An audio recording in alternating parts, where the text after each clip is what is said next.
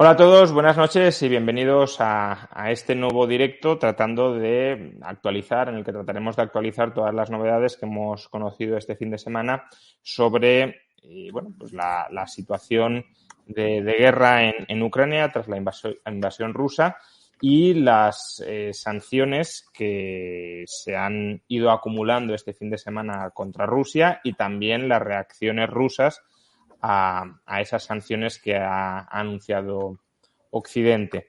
Para hablar de este tema vamos a contar, espero, con Óscar Vara, a quien ya conocéis de un directo anterior. Bueno, probablemente muchos ya lo conoceríais incluso de antes, pero hace un par de días estuvo en este canal y ya nos hizo una radiografía de este asunto.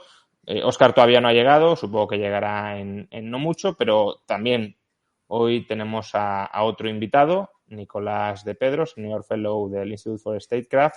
Buenas noches.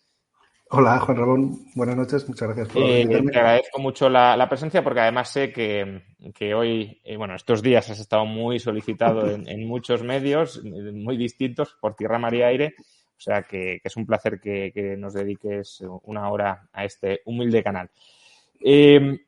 Si te parece, empezamos analizando un poco el contexto en el que estamos, ¿no? Permíteme hacer un breve resumen y tú me dices si está bien orientada la cosa, si discrepas y en qué discrepas y luego ya vamos analizando cada uno de los puntos más en concretos. Hace 3 días parecía que estábamos en un escenario en el que Rusia avanzaba militarmente sobre Ucrania como si fuera un paseillo militar, que la conquista iba a ser algo muy rápido y muy poco costoso para el ejército ruso. También parecía que la oposición internacional a Rusia estaba muy dividida, muy fragmentada, muy pusilánime por la dependencia energética de Europa. No se atrevían a tomar medidas muy serias contra Putin. Y incluso se estaba planteando la posibilidad de que el imperio ruso, llamémoslo así, fuera avanzando más allá de Ucrania. Es decir, que lo de Ucrania podía ser un aperitivo para mover las fronteras todavía más hacia el centro de Europa. Este fin de semana, sin embargo, las cosas han cambiado mucho y ahora al menos la narrativa que escuchamos en Occidente, que como toda narrativa de guerra podría estar sesgada, pero por eso os quiero plantear vuestras opiniones, es que, por un lado, Ucrania está resistiendo extraordinariamente bien y se le está atragantando a Rusia. Estamos viendo deserciones militares, estamos viendo fiascos logísticos por todas partes del ejército ruso que lo están dejando en muy mal lugar. Luego, Europa y Estados Unidos están más compactas que nunca a la hora de imponer sanciones militares y han impuesto sanciones muy duras que mañana veremos hasta qué punto van a dañar, pero muy previsiblemente van a dañar de manera muy seria y a corto plazo a la economía rusa. Y el escenario ahora ya no es que el imperio ruso va a ir avanzando, sino más bien que casi va a ir retrocediendo. Es decir, que Rusia va a tener una posición de aislamiento internacional tal vez duradera, que puede socavar incluso pues, el funcionamiento de su economía, su estabilidad política interna, y la preocupación es más bien hasta qué punto esa fiera debilitada no se puede revolver en un ataque irracional o aparentemente irracional contra Occidente. El resumen... Sí, no, el resumen me parece que está muy bien. Has tocado, yo creo, todos los temas, ¿no? Y todos los grandes incógnitas y temas que tenemos sobre la mesa. En líneas generales estoy bastante de acuerdo. Perdona, que estoy repasando, que he ido tomando notas. Sí, no, en líneas generales me parece que está muy bien tu análisis. Quizás el único matiz, pero en líneas generales... Sí, adelante, si yo de esto no sé, o sea que... No. Es que literalmente es un matiz pequeñito, o sea, no... Bueno, es un matiz relevante, pero que va en la misma línea.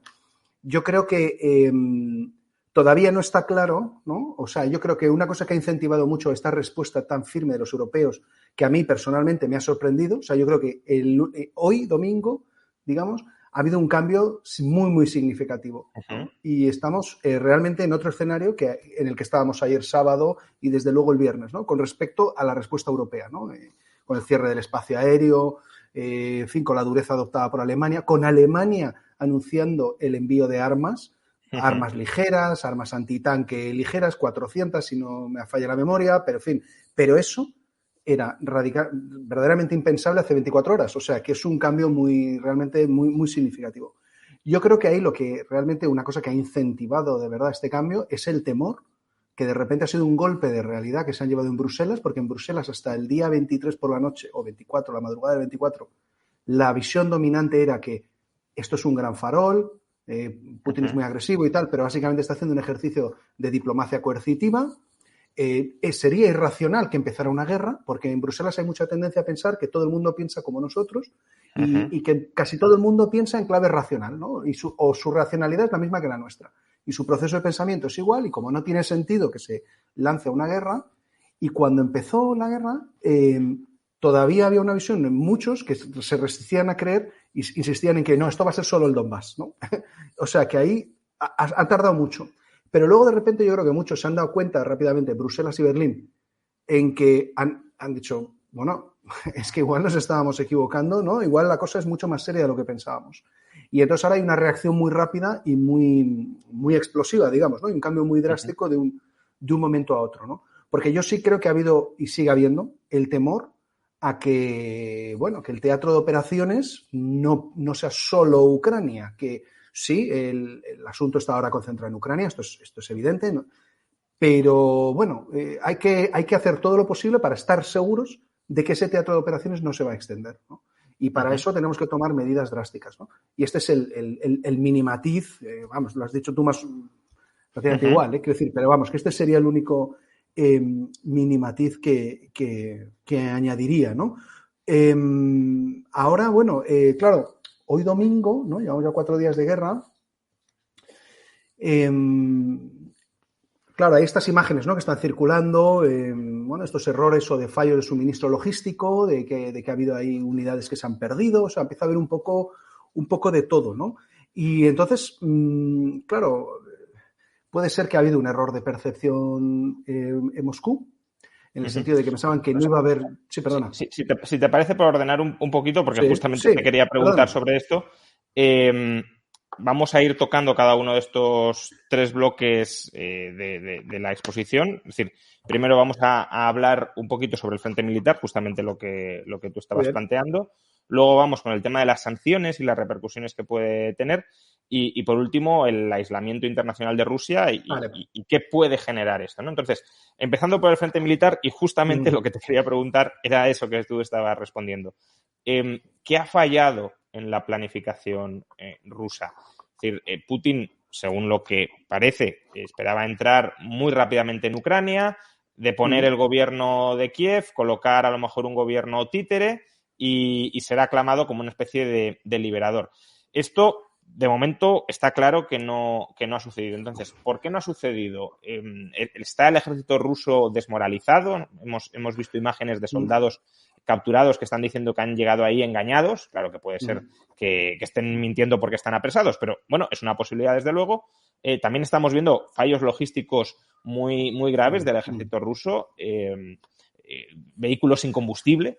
No sabemos si es que se les han robado el combustible o es que no estaba adecuadamente suministrado.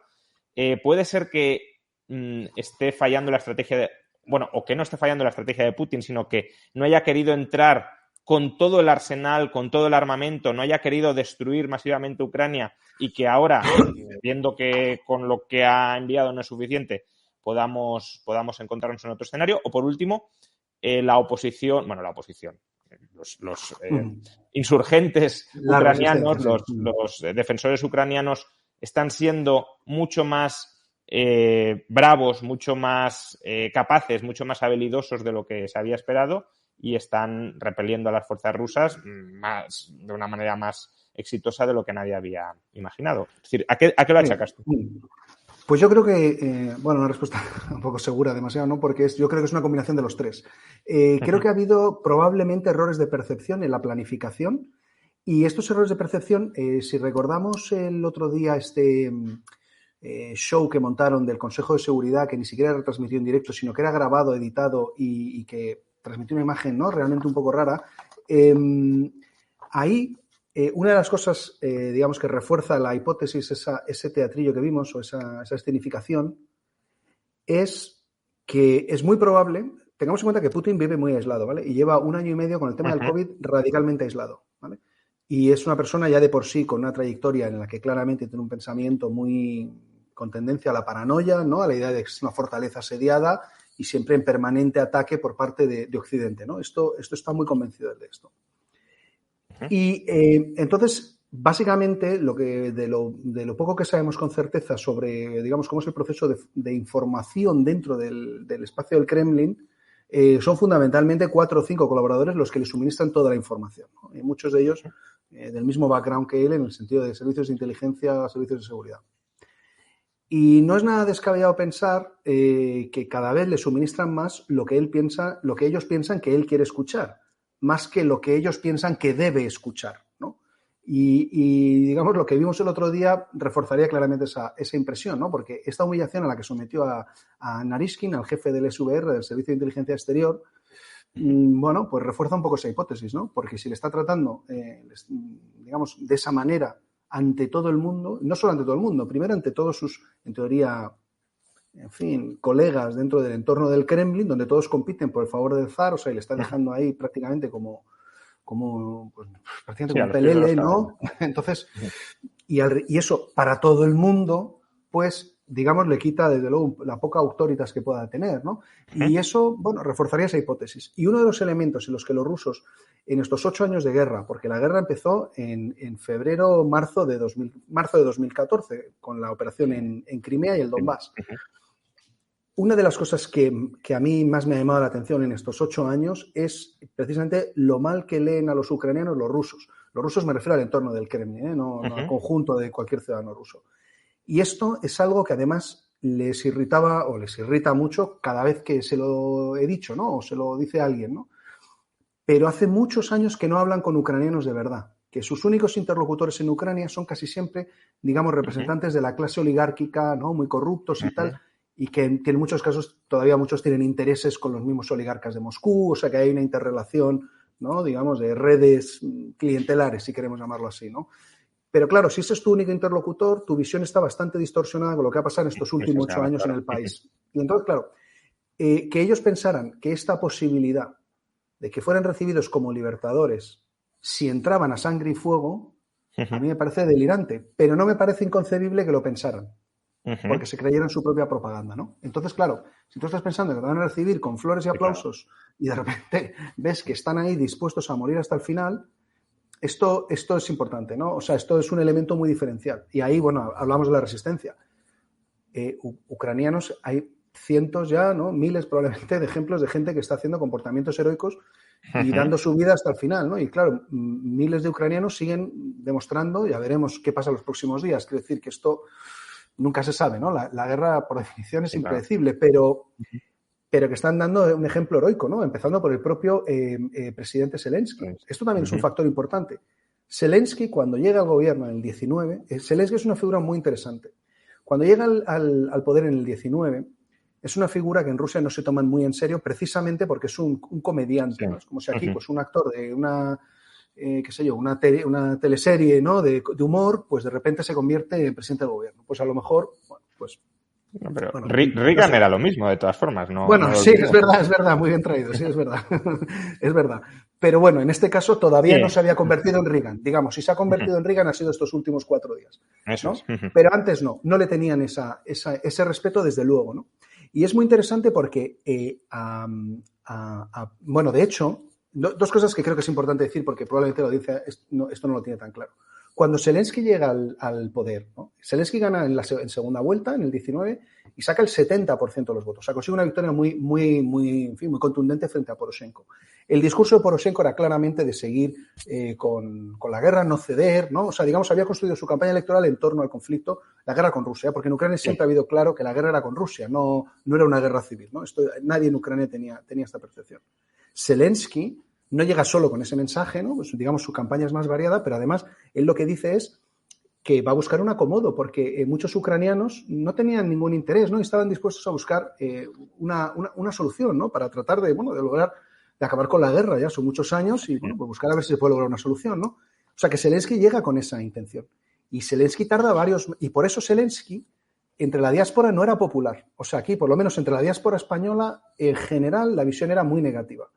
Porque precisamente lo veían como que traicionado. Esto es un fenómeno muy típico, ¿no? El síndrome del colono, que estás fuera de tu país y quieres que tu país, ¿no? En fin, te sientes mucho más compungido, ¿no? Y mucho más, a veces involucrado emocionalmente que quienes siguen allí, ¿no? Precisamente porque te sientes que no estás allí haciendo, ¿no? Y además no soportas tanto los costes de determinadas decisiones.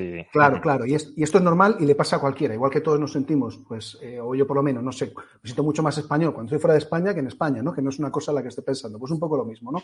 Y en un contexto pues, de guerra, obviamente, esto se magnifica o se amplifica, ¿no?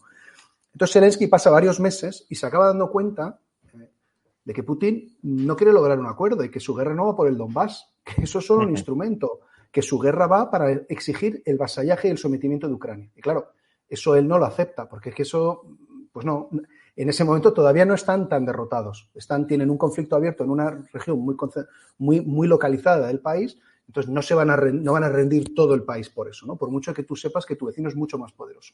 Pero, bueno, todavía no. Y luego Zelensky tenía otra característica entonces, y que yo creo que ahora es importante, esto es un poco una conjetura, una hipótesis, pero Zelensky, yo hablaba mucho con algún amigo en Moscú, que sacaba de sus casillas realmente a Putin. Pero no intentándolo, o sea, no, digamos, siéndole faltón o lo que fuera, no. Porque Zelensky era probablemente pues no sé, quizás Pasanian un poco, pero no es lo mismo, no. El primer realmente que no es líder en el espacio postsoviético, que no es un soviético. O sea, cualquiera de los que están ahora con Putin podría estar en la Unión Soviética y no desentonaría nada. Lo mismo en Kazajstán, Kirguistán, bueno, no digamos Turkmenistán, Uzbekistán, Tayikistán, todos podrían, bueno, y no digamos Lukashenko en Belarus, o sea, todos encajarían perfectamente. O sea, si la Unión Soviética siguiera existiendo, ellos no tendrían que hacer ningún curso de reciclaje, ya estarían perfectamente reciclados para ese entorno, ¿no? Y Zelensky no. Zelensky es un tipo nacido ya, bueno, sería muy pequeño, ¿no? Cuando debe tener a 40 y tantos, pues muy jovencito, ¿no? Y desde luego no tiene esas maneras ni ese pozo tan fuerte soviético, ¿no? Y con esto, ahí claramente había un cortocircuito, o sea, no se entendían realmente, ¿no? Y yo creo que Putin no le ha respetado, ¿no? Y yo creo que también en este caso lo leían mal en el sentido, y ha sorprendido a todo el mundo. Yo no diría que todo el mundo estaba esperando que el tipo de repente sacara un coraje y pareciera Churchill, ¿no? Y decidiera quedarse ahí, y ha dicho, bueno, en fin, es bastante probable que sea cierto, ¿no? Que le han ofrecido sacarle de ahí tantos americanos como franceses, y ha dicho que él no necesita un transporte, que necesita armas y municiones, ¿no? Claro, esto es un coraje sabiendo que clarísimamente su vida y la de su familia está en riesgo. O sea, eso aquí podemos tener debate, pero en fin, no, hombre, allá para no el lo frente hay. es fundamental, claro. Pero allí, claro, transmite una moral de moral. resistencia y claro, y los ucranianos tienen una enorme, los que deciden combatir, digamos, que yo no, en fin, que quiero decir que estos son decisiones muy difíciles, ¿no? Pero los que deciden combatir, claramente tienen una moral de combate máxima porque están defendiendo la existencia de su país. Es que eso es lo que está en cuestión en este momento. Entonces también habrá que ver la moral de combate de tropas rusas.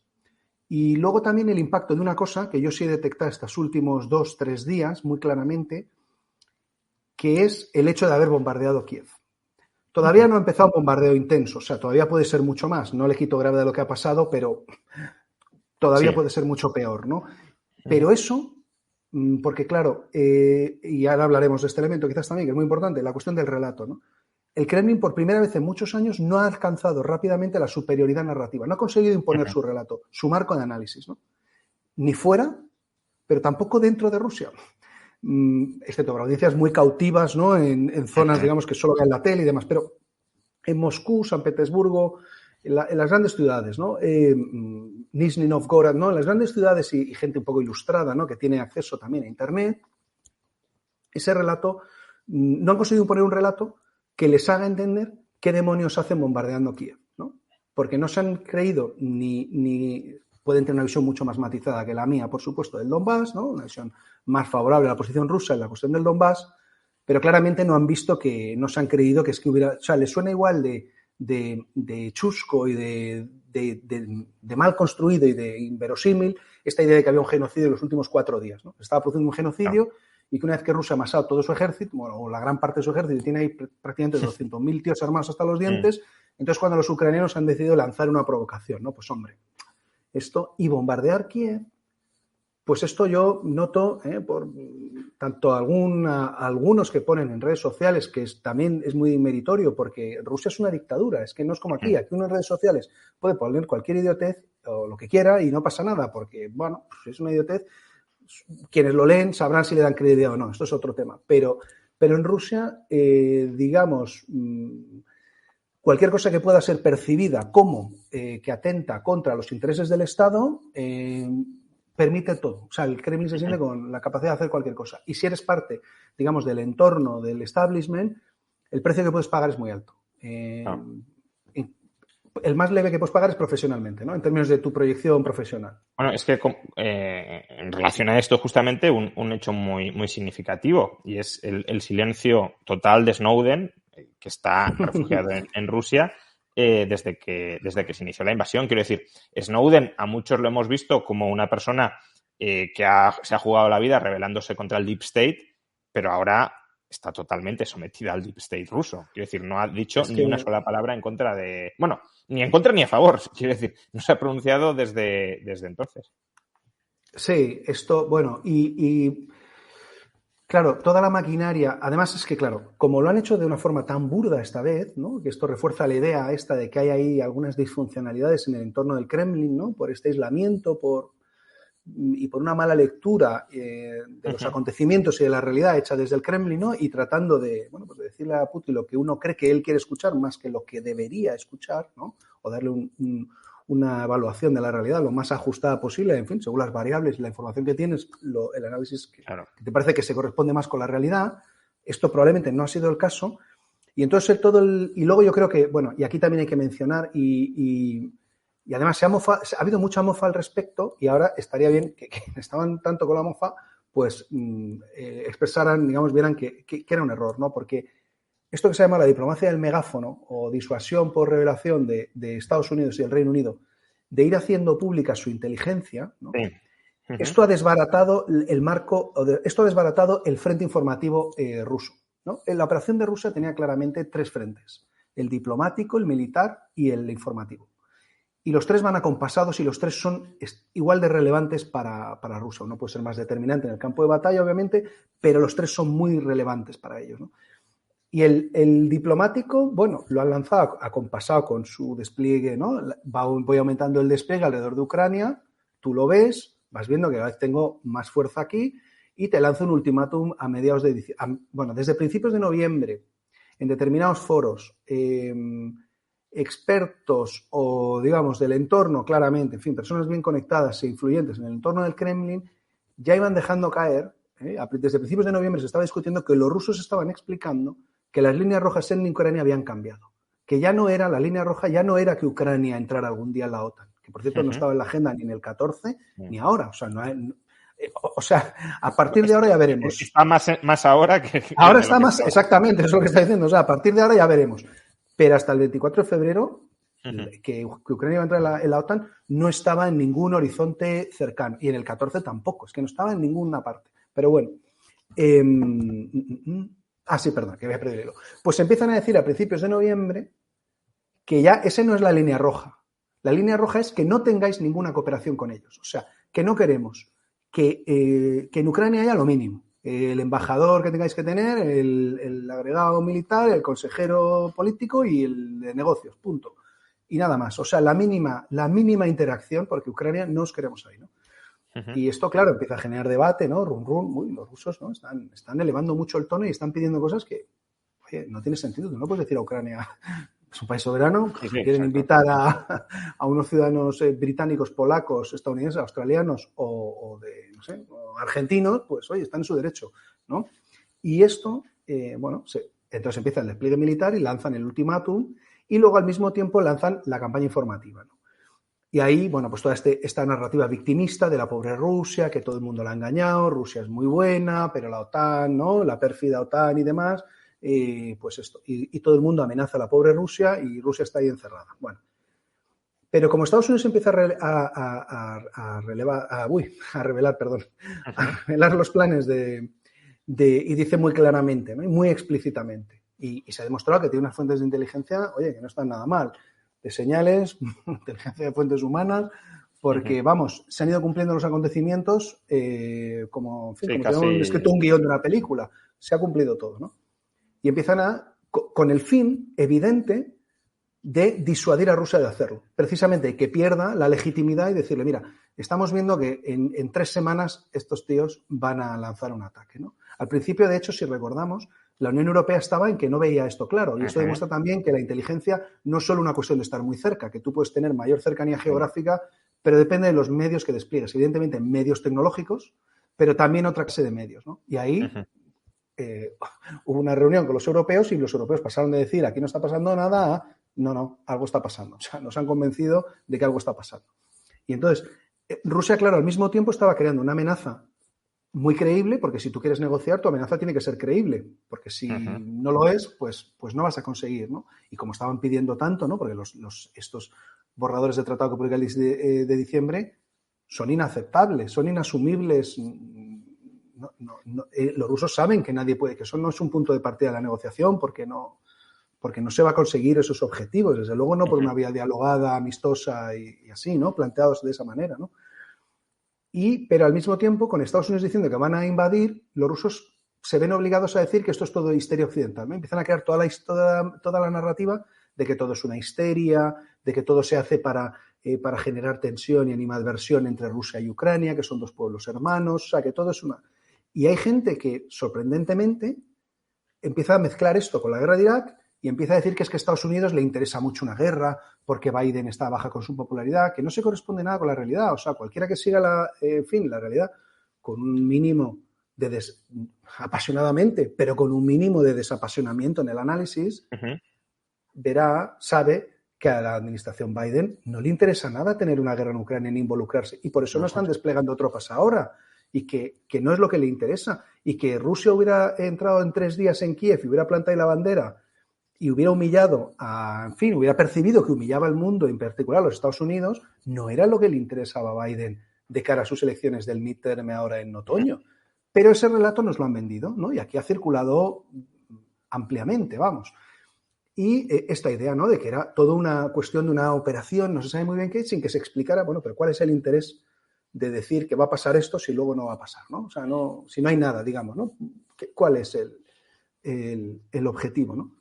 Y entonces yo creo que como habían perdido el paso, ¿no?, informativo, entonces es cuando el 16, que era la fecha, si no me falla la memoria, pero lo digo así de memoria, pero el 16, que era cuando se había anunciado que iba a empezar esto, que había varios, digamos, comentaristas, porque aquí no se trata de aceptar la quiniela, o sea, quiero decir que yo desde hace un mes vengo diciendo que a mí el ataque me parece un escenario de los más probables, pero Putin podía haber cambiado de opinión en el último momento, sí, claro. y el análisis seguiría siendo sólido. O sea, quiero decir que no se trata de acertar en la quiniela porque siempre es una cuestión dinámica, cálculo de costes, y como hay una persona que toma la decisión al final, en el último momento puede entrarle miedo y cambiar. Tienes que reaccionar a lo que hace el otro. En función de lo que hacen los otros, por eso. O sea, que no es una cuestión de quien acierta la quiniela es porque lo ha hecho. No, pero sí que hay una distinción con quienes se suman a una campaña que, digamos, lo que busca es ofuscar una decisión que ya está tomada o contribuir en una operación de información. Eso es lo que quiero decir, ¿no? Porque yo no critico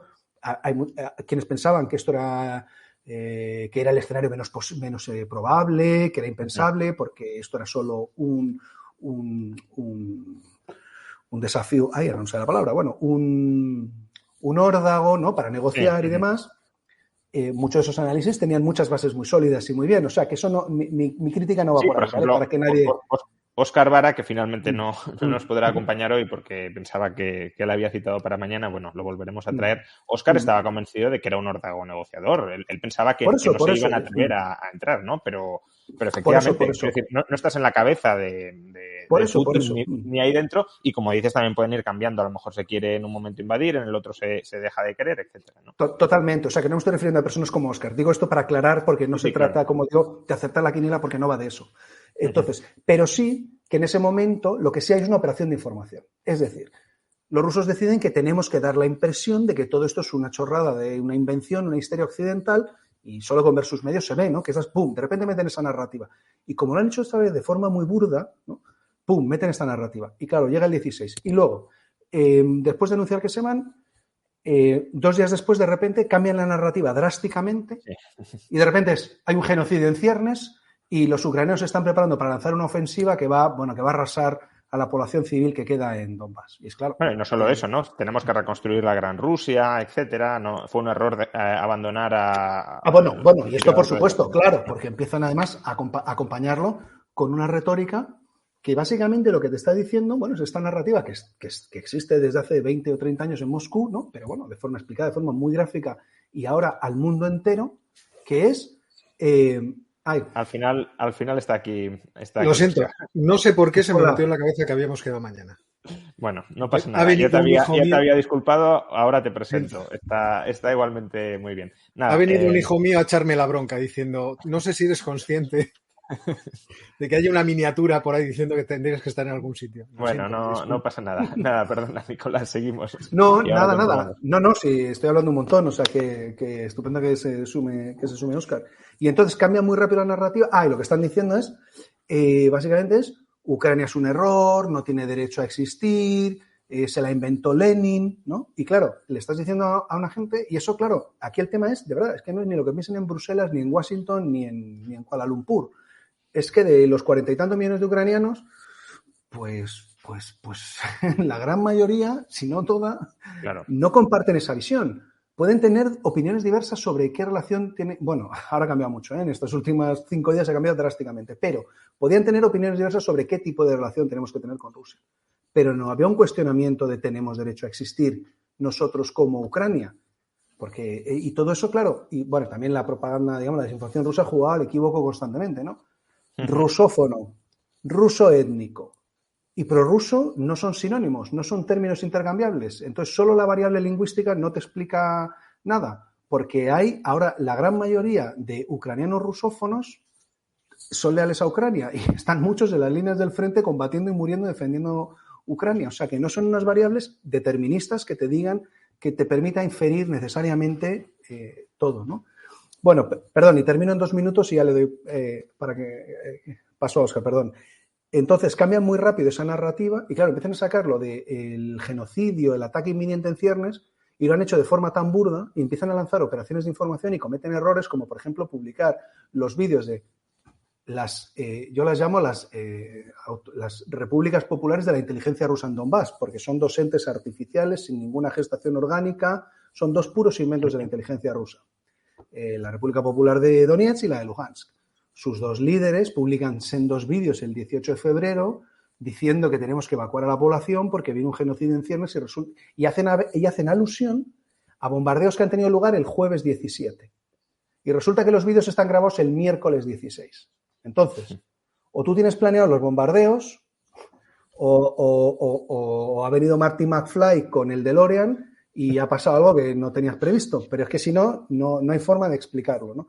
Entonces resulta muy evidente porque lo han hecho de forma muy burda y muy grotesca que están intentando generar un casus belli, ¿no? Artificialmente sacan de allá a unos pobres huérfanos y a una gente y luego, bueno, las conversaciones en Telegram y WhatsApp de la gente que están sacando son espectaculares. O sea, hay gente, cuando las que están metiendo en los autobuses le dicen, venga, todo el mundo fuera que tenemos que irnos porque vienen a bombardearnos y tal, tenemos que llevarlos al territorio de la Federación Rusa. Cuando los meten en el autobús, hay gente que piensa que les da miedo que sean los propios rusos los que les metan un pepinazo para tener un verdadero casus belli. O sea, tú imagínate, ¿no? El entorno, ¿no? Y claro, llega el 23, ¿no? Y Rusia anuncia, ¿no?, que reconoce la soberanía de estos 2 entes, que es Rusia. O sea, es Rusia diciendo que reconoce a su filial, ¿no? Porque es que es el equipo titular y el filial. Entonces, cuando le reconoce la soberanía, de nuevo, empiezan ahí gente, en mi opinión, a confundirse, ¿no? Porque a decir que es que esto va a ir solo del Donbass, en absoluto. Si les está reconociendo capacidades soberanas porque quiere legitimar una intervención mayor. Y entonces es Kiev. Y ese es en el escenario que estamos. Y el 24, bueno, pues empieza lo que todos sabemos. Una ofensiva que yo creo que claramente buscaba, bueno, en primer lugar, suprimir, ¿no?, degradar o anular por completo la capacidad de Ucrania de defenderse, bombardear todos sus puntos neurálgicos. De eso van los bombardeos con cohetes, misiles y bombardeos aéreos. Y lo que han intentado es acercarse mucho a la capital y tomarla y envolver y cortar a las tropas que están desplegadas en el este, ¿no?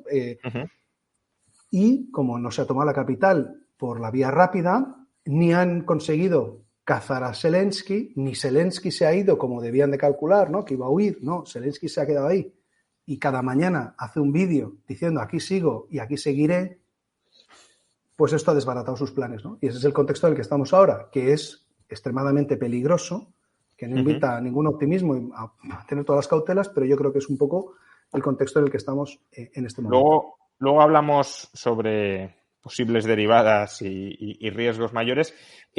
Ahora, por ponerle en contexto a Óscar, estamos hablando del frente militar, por qué Rusia, que parecía que se iba a comer a Ucrania en 24 horas, se le está atragantando siquiera llegar a las ciudades.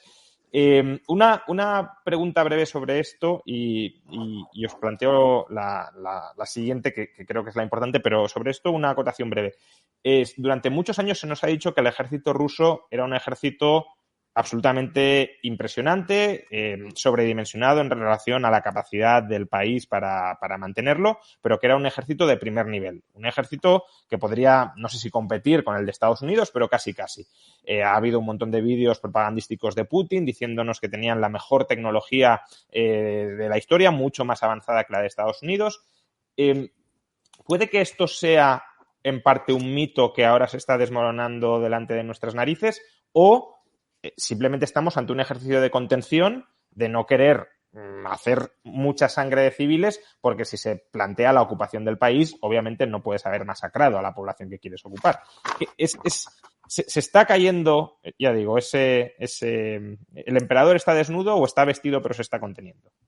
Bueno, yo creo que lo que estaba diciendo antes Nicolás, en cierto modo enmarca lo que es este asunto. O sea, la ofensiva que ha planteado Moscú ha sido intentar por todos los medios tomar Kiev lo más rápidamente posible, descabezar al gobierno y entonces dar un golpe de mano, por así decirlo, político, de tal forma que además pudiera presentar hacia el exterior una situación de hecho. Ya tenemos el país, entonces, ¿a qué me vais a meter en sanciones? Fijaos que si intentáis sacarme del sistema económico mundial yo os puedo dañar, si os pasáis de vueltas puede pasar encima lo que ha pasado hoy, es decir, que ponga las armas nucleares encima de la mesa, porque unas sanciones sobredimensionadas son una... Ahora vamos con todo esto. Todo eso lo hablaremos ahora, pero quiero decir, esta era la idea que planteaba esta ofensiva. Vamos a hacerlo muy rápido de tal forma que nadie pueda protestar, que consigamos rápidamente nuestros objetivos, que podamos dominar políticamente, ya que no militarmente, porque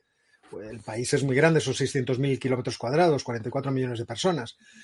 Yo creo que esa era, en cierto modo, la idea. Yo creo que esto no desmiente, o sea, el hecho de que solamente llevamos 4 días de ofensivas, no desmiente la potencia que tiene el ejército ruso, ni tampoco la potencia, efectivamente, tecnológica de sus artefactos. Los misiles hipersónicos están probados, hemos visto que funcionan.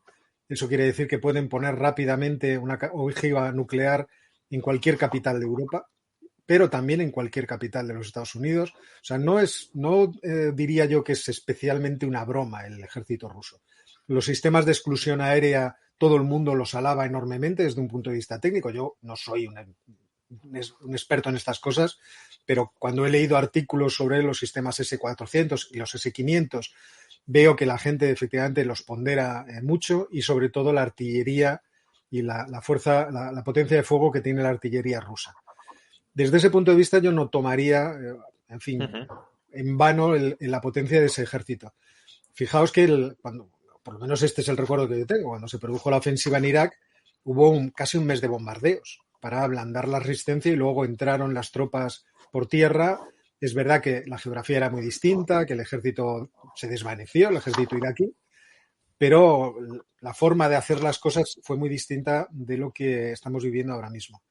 Por eso yo tampoco alzaría las campanas al vuelo. En cierto modo, da tanta lástima el sufrimiento del pueblo ucraniano que uno le hubiera gustado, por una parte, que esto se hubiera resuelto ya, es decir, que en cierto modo los objetivos se hubieran conseguido, porque no creo, pero esto lo digo obviamente como lego en la materia, no creo que el ejército ucraniano sea capaz de resistir al ejército ruso.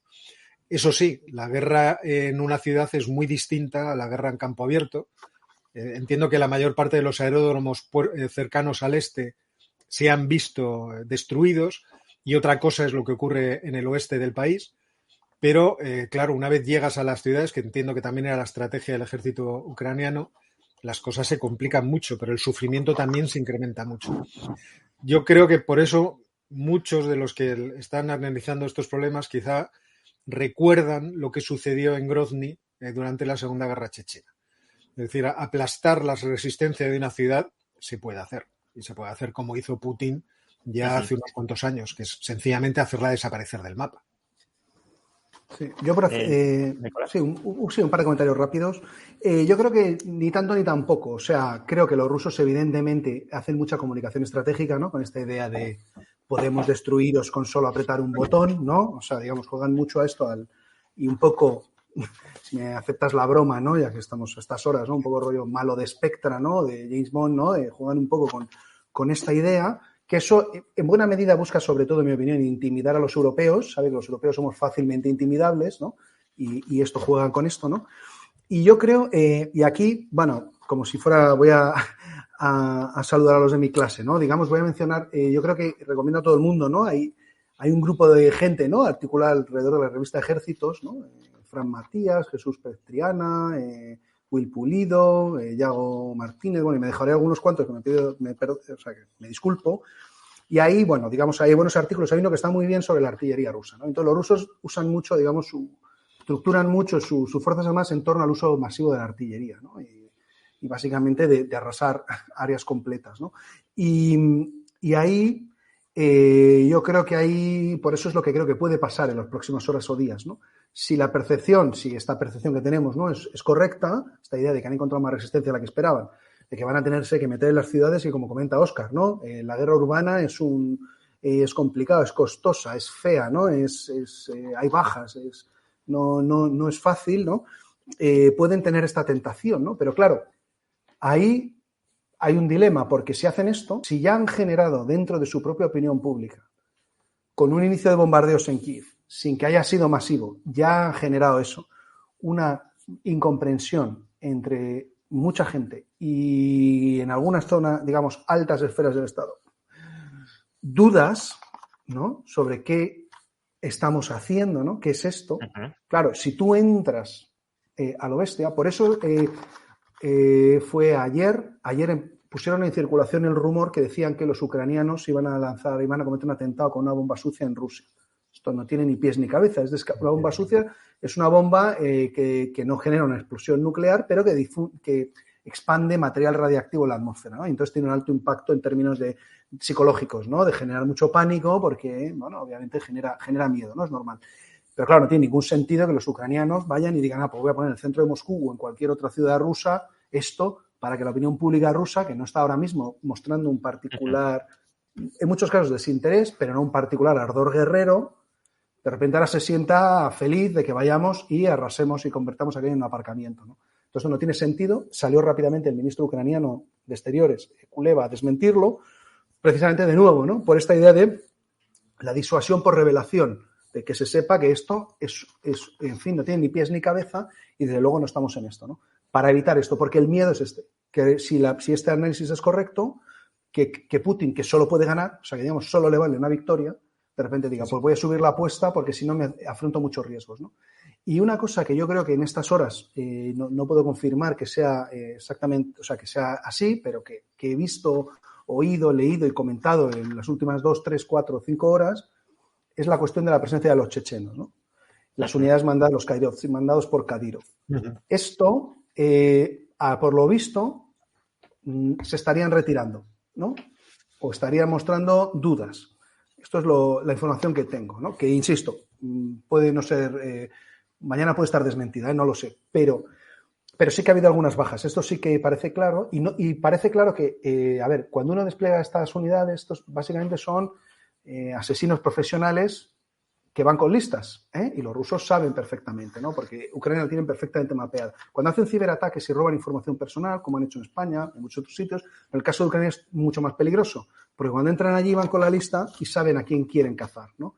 Y evidentemente, de Zelensky para abajo tienen muchos nombres, ¿no? Estamos hablando de... Porque eso que ha llamado Putin de desmilitarizar y desnazificar, desmilitarizar es arrasar tu ejército, puede significar eso, uh-huh. Y desnazificar empezando por un presidente que es de origen judío, es básicamente, o sea, que es una patraña completa, pero quiere decir básicamente que voy a descabezar, que en plata quiere decir me voy a llevar por delante, voy a cargarme si hace falta a un montón de personas, ¿no? Y ese era probablemente el papel que esperaban que iban a desempeñar estos Kadyrovtsi, acostumbrados a hacer eso en ese territorio feudal que existe dentro de la Federación Rusa, que es Chechenia, ¿no? Y donde se funciona así.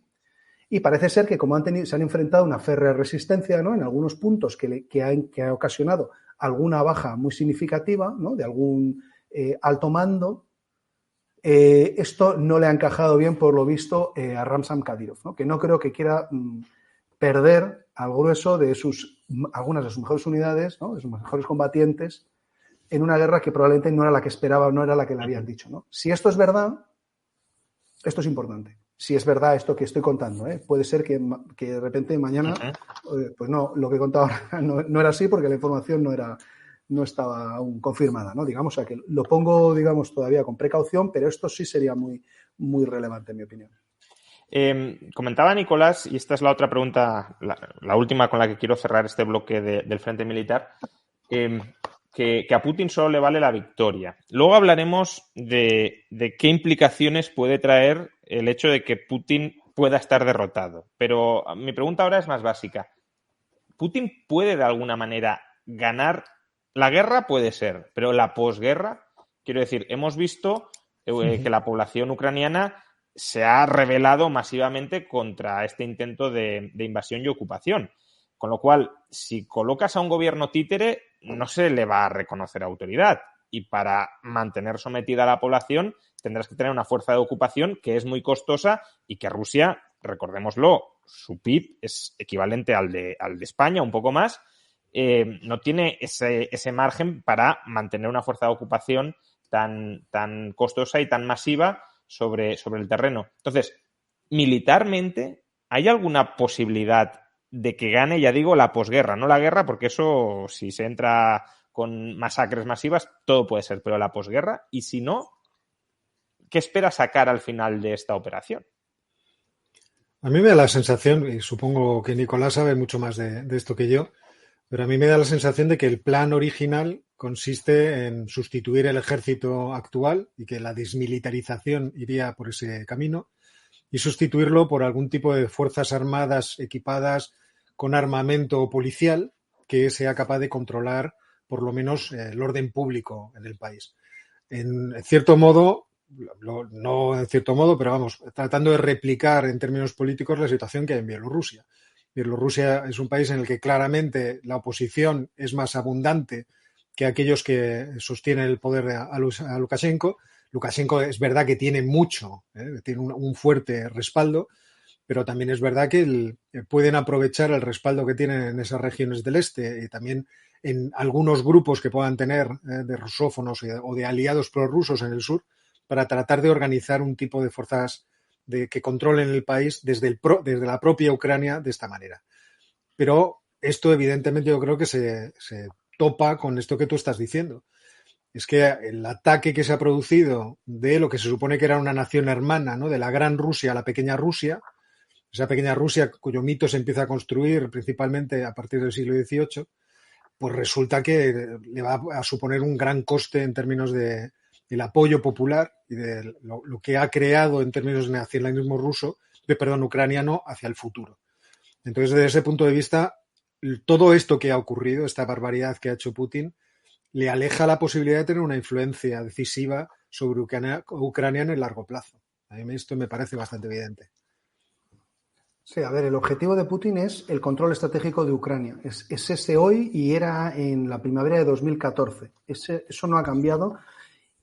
Lo que ocurre que ahora ha decidido que, bueno, que va a ir hasta el final y yo creo que ha interpretado, erróneamente, pero yo creo que de la perspectiva del Moscú claramente han interpretado que había una ventana de oportunidad para revertir lo que Putin ha calificado un error histórico. Entonces, porque de su perspectiva es en el 91 cometimos un error en la medida que lo que Putin califica de la gran catástrofe geopolítica es el colapso de la URSS como gran potencia, no la caída del comunismo ni las cartillas de racionamiento, sino el hecho de que se disgregara la Unión Soviética. Y entonces, bueno, ha pensado, y entonces el nacionalismo ruso, del que, por cierto, Putin, a pesar de todo, no es un típico representante del nacionalismo ruso. O sea, para los nacionalistas rusos, Putin es un típico representante de lo que no es el nacionalismo ruso en el sentido étnico, sino en el sentido imperial. Es que el nacionalismo ruso es muy complejo y entre los, digamos, de inspiración imperial y nacionalista rusa hay muchos matices y que, en fin, no vamos a entrar porque nos distraería un poco del centro de la conversación, pero bueno, esto por poner un pequeño matiz ahí. Pero claro, él ha asumido esta narrativa, ¿no? Y al mismo tiempo la acompaña de esto fue un error de Lenin. Lenin se inventó Ucrania, también con esa misma narrativa dicen, el chiste que empezó a circular esos días cuando sacó este artículo en verano, el chiste que circulaba por Ucrania y Kazajstán era Lenin leyendo, o sea, no me acuerdo si era Lenin o bueno, alguien, un soviético leyendo un cuento a unos niños y diciendo, no, era Lenin, sí, un Lenin contando un cuentecito a sus nietos, ¿no? Y les decía, y justo después de crear Ucrania, creé Kazajstán, ¿no? Y entonces era así, ¿no? Porque claro, empiezan ese relato. Entonces, claro, todas las naciones tienen sus elementos de construcción en algún momento, ¿no? En su periodo histórico, todas, las de Europa Occidental o las de cualquier lugar, sí, ¿no? será O sea, más o menos prolongado. O sea, hay procesos históricos, todos estamos hacia atrás y siempre puede haber, hay puntos, ¿no? Esto es inevitable, ¿no? Pero bueno, ahora se ha lanzado por el control estratégico de Ucrania. Ahora que lo dices, la narrativa de Putin es muy similar a la que utiliza cierto islamismo para justificar la reconquista de Al-Ándalus. Sí, claro. Esto, bueno, se pueden construir hacia el pasado, puedes ir construyendo todo tipo de relatos, buenos o malos, ¿no? Esto es así. Y entonces, en este control estratégico, pues como apuntabas, ¿no? ¿Puede ganar la guerra? Sí, puede ganar la guerra, pero yo creo que en términos históricos, Rusia ha perdido Ucrania. Pero vamos, en fin, no quiero ser categórico como decir para siempre, pero vamos, yo de verdad, o sea, en los últimos 5 días, todo lo que he leído, hablado y comentado con colegas ucranianos, ¿no? De diferente, en fin, de todo tipo, clase y condición, ¿no? Leyendo en medios o lo que sea, la frase que me has oído de verdad que es, esto no se lo perdonaremos nunca. Y algunos no eran necesariamente los más beligerantes en el sentido, o sea, había un poco de división de opiniones, ¿no? Un poco de todo. Y esto yo creo que en términos históricos va a tener un impacto extraordinario, pero lo veremos dentro de muchos años, ¿no? Tendremos la perspectiva suficiente, pero claramente algo se ha roto para siempre. O sea, con el Maidán y el inicio de la guerra en Donbass, claramente se crea una identidad política nueva en Ucrania, muy diferente, que es lo que comentaba antes, ¿no? Que nunca han leído bien los rusos, porque los rusos, insisto, me refiero al Kremlin siempre, no a cualquier ruso que nos pueda estar viendo y viva aquí en España o donde sea. Pero no lo han leído nada, porque no fueron al Maidán, porque no hablaron con el Maidán, que era una cosa extraordinariamente transversal y variada. No lo han hecho. Y después no han recorrido Ucrania y no se han ido a los sitios y siguen anclados. Y además es muy curioso. Mira, Gorbachev y Yeltsin, que digamos había una animadversión muy evidente entre ellos, ¿no? Y una hostilidad y una rivalidad política profundísima, ¿no? Y Yeltsin, cuando toma el poder, echa patadas a Gorbachev del despacho ahí, que no deja prácticamente ni recoger sus cosas, ¿no? Que es una cosa también súper fría y un poco brutal, ¿no? De Moscú.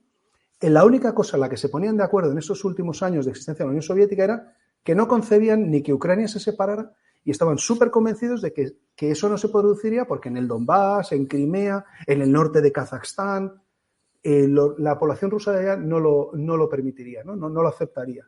Y nunca han entendido bien eso, nunca han conseguido leer eso porque han seguido en una serie de mitos, ¿no? Y se han ido convenciendo de su propia propaganda y han ido perdiendo contacto con la realidad, ¿no? Evidentemente estos mitos tienen una correlación con la realidad, o sea, se construyen sobre algo, no estoy diciendo que sean puramente ficticios, por supuesto que no.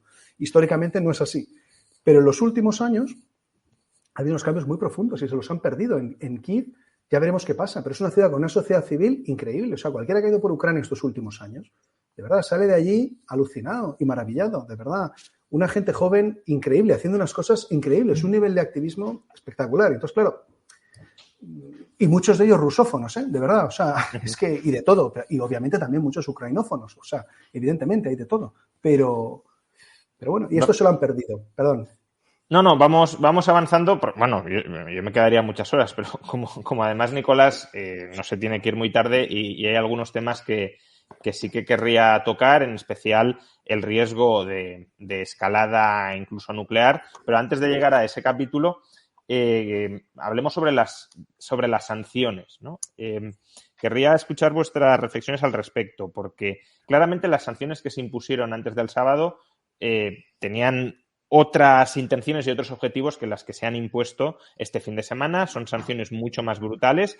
De hecho, es que no olvidemos, el viernes terminó subiendo la bolsa, terminó bajando el petróleo, es decir, los mercados dijeron esto no va muy en serio, probablemente pensaron Ucrania está perdida, por tanto tampoco nos vamos aquí a enemistar mucho con Putin, nos puede cortar el suministro energético. Bueno, por lo que sea, y también querría saber por qué creéis que se ha producido ese cambio en Europa y en Estados Unidos este fin de semana, 24 horas o 48 horas después de anunciado el primer paquete de sanciones.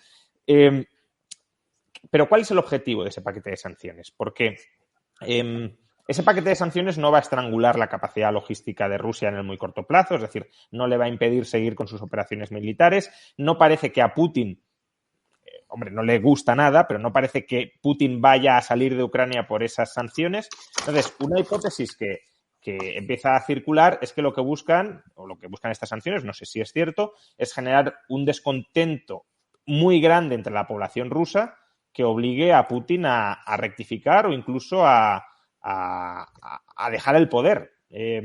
¿Esto tiene alguna base? Óscar hace unos días comentaba que no veía ningún tipo de oposición interna seria, creíble, dentro de Rusia como para deponer a Putin, pero esto sigue siendo así. Si mañana el rublo cae un 50, un 60, un 70% y Rusia avanza, algunos analistas hablaban de hiperinflación, yo creo que todavía es muy pronto para hablar de nada similar a ello, pero desde luego sí a algo similar a una autarquía con unas tasas de inflación muy altas, ¿ese descontento popular puede fraguar en un movimiento anti-Putin o si no, ¿cuál es el objetivo, insisto, de estas sanciones? La verdad es que Putin tiene bien atado lo que es el control social desde hace mucho tiempo. Lo que pasa es que la sociedad también evoluciona, los jóvenes cambian, las generaciones cambian. Es cierto que ha tenido que cortar Facebook y Twitter precisamente para que esos descontentos no afloren. Y ha tratado de reprimir de la forma más expeditiva posible las manifestaciones precisamente con esa intención. Eso querría decir que él sigue confiando en el aparato de control del país, que históricamente, desde el tiempo de los zares, es una necesidad para tratar de que el país esté apaciguado, teniendo en cuenta que en ese avance que siempre ha tenido Rusia de expandir sus fronteras, pues tenía que incluir dentro de ellas a muchas etnias distintas que había que tener también, en fin, tranquilizadas, y teniendo en cuenta también cuál es la distribución poblacional que tiene Rusia. Rusia tiene dos grandes centros poblacionales y luego una gran dispersión de población por muchas partes distintas.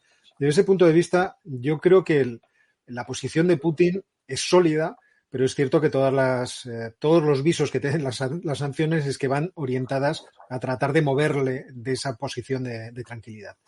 Atacar a la gente que está próxima a él, a los oligarcas que le sostienen, a personas que él, en cierto modo ha puesto en puestos de gran responsabilidad en empresas públicas muy exitosas, en grandes monopolios, en bancos importantes del país, puede tener este sentido, el sentido de poner en la cabeza de aquellos que ganan dinero y que viven extraordinariamente dentro de Rusia que quizá esto está poniendo en peligro todo ese bienestar que ellos disfrutan.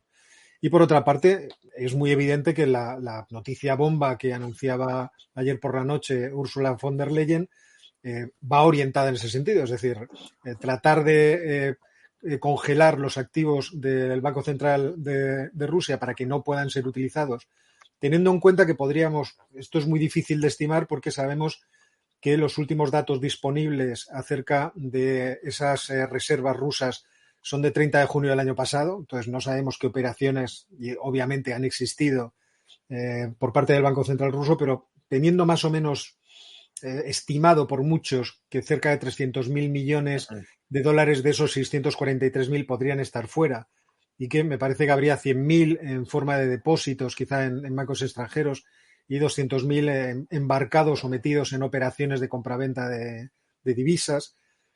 Realmente el daño que se le puede hacer a la moneda rusa es muy grande. Entonces, ya veremos mañana cuál es la decisión que tienen los poseedores de rublos, pero también los depositantes del sistema financiero ruso. Porque yo no sé, pero a mí no me gustaría tener ahora mismo mi pasta metida en un banco, teniendo en cuenta, un banco ruso, teniendo en cuenta que se le va a limitar completamente la capacidad de transacción. Eso y también teniendo en cuenta que no sé muy bien qué va a pasar con el valor de ese dinero. Claro. Entonces, obviamente sí, esto puede provocar un descontento, pero ¿en qué plazo? En un plazo muy inmediato, ya veremos, el choque primero va a ser muy duro, vamos a ver cuánto se mantiene. Porque si el 20% de las reservas, pues supongamos que es más, ¿no? Se suponía que era el 21,7%, de las reservas son oro. Y todo está dentro de Rusia. Y gran parte de los activos que tiene Rusia están en las bóvedas de países como China.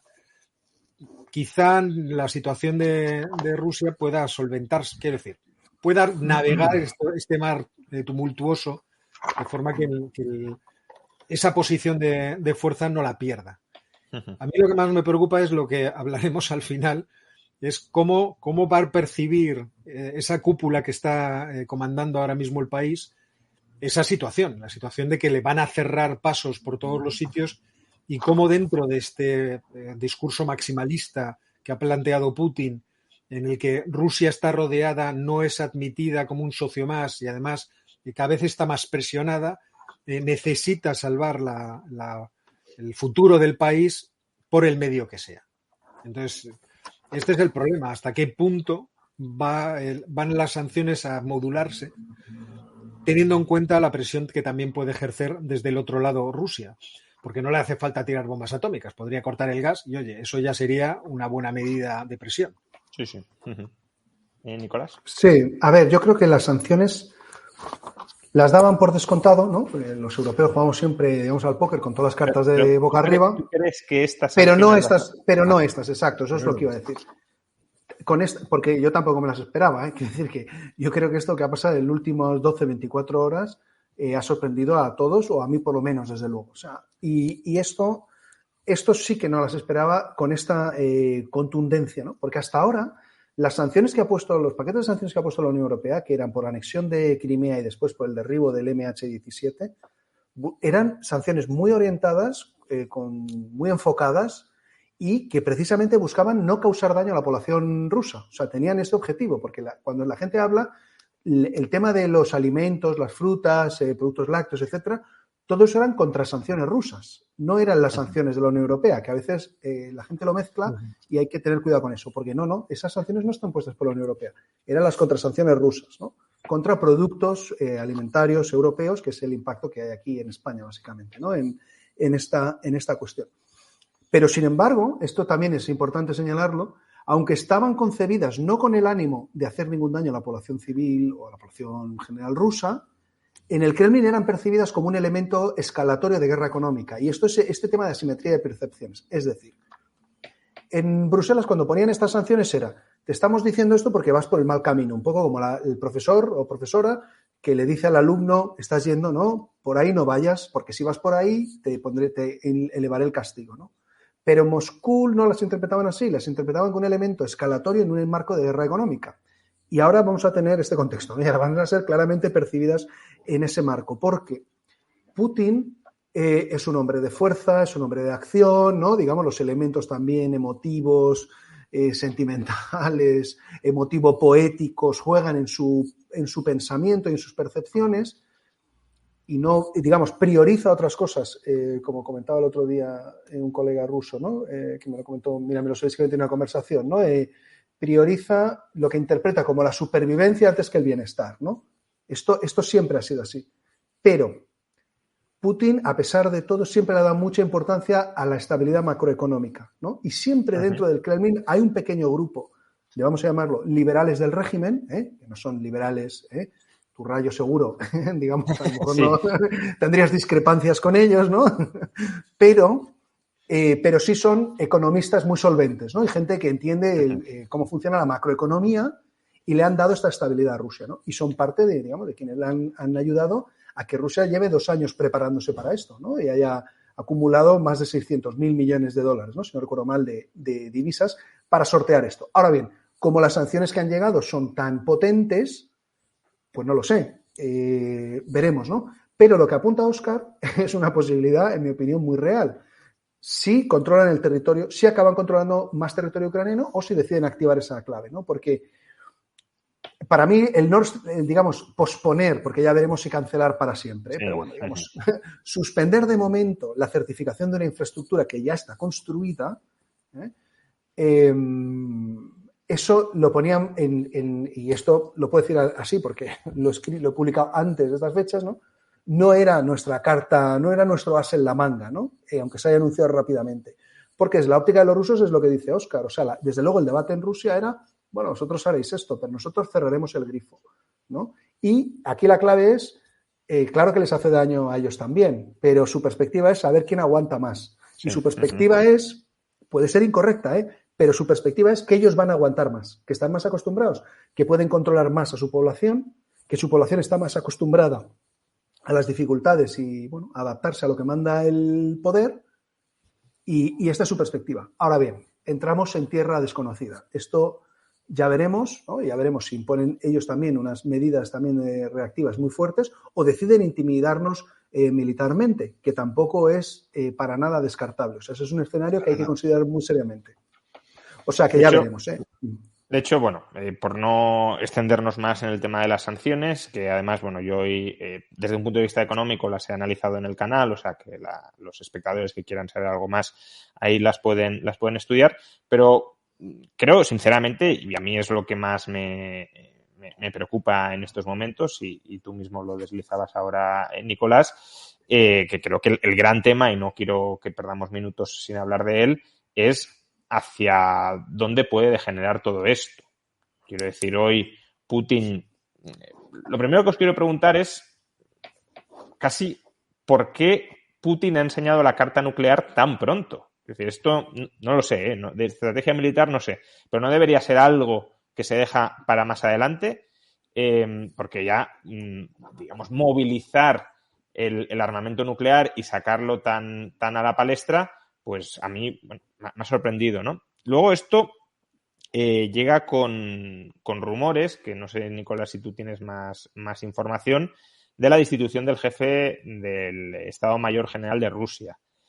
Que no sé si es una destitución... Bueno, primero, no sabemos si se ha producido porque hay informaciones contradictorias, pero si se hubiese producido, podría ir asociado a justamente esa escalada de las amenazas nucleares, ¿no? Es decir, que el propio general no tuviera tan claro que hay que ir por ese camino. Entonces, hay un riesgo de que este animal herido y acorralado en el que se ha convertido ahora mismo Putin, con un frente militar que no está yendo como esperaba, con una victoria a largo plazo en Ucrania que ya comentábamos no es viable por la oposición de la ciudadanía, con unas sanciones económicas muy grandes y además muy consensuadas entre todos los países y además con cada vez más países pidiendo unirse a la OTAN, es decir, no está creciendo Rusia, sino que más bien está decreciendo más después de todo lo que ha hecho.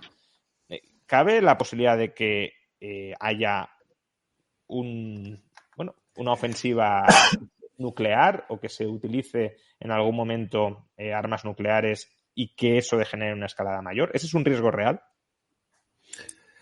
Vamos a ver, es difícil ponerse ahora mismo en la cabeza de Putin y sobre todo para mí, porque yo que iba diciendo que la vía racional de todo este movimiento era desembocar en una negociación y que en todo caso el escenario más improbable era el escenario de la invasión de Ucrania, pues quizás no soy el más capacitado para decir va a pasar esto, va a pasar lo otro.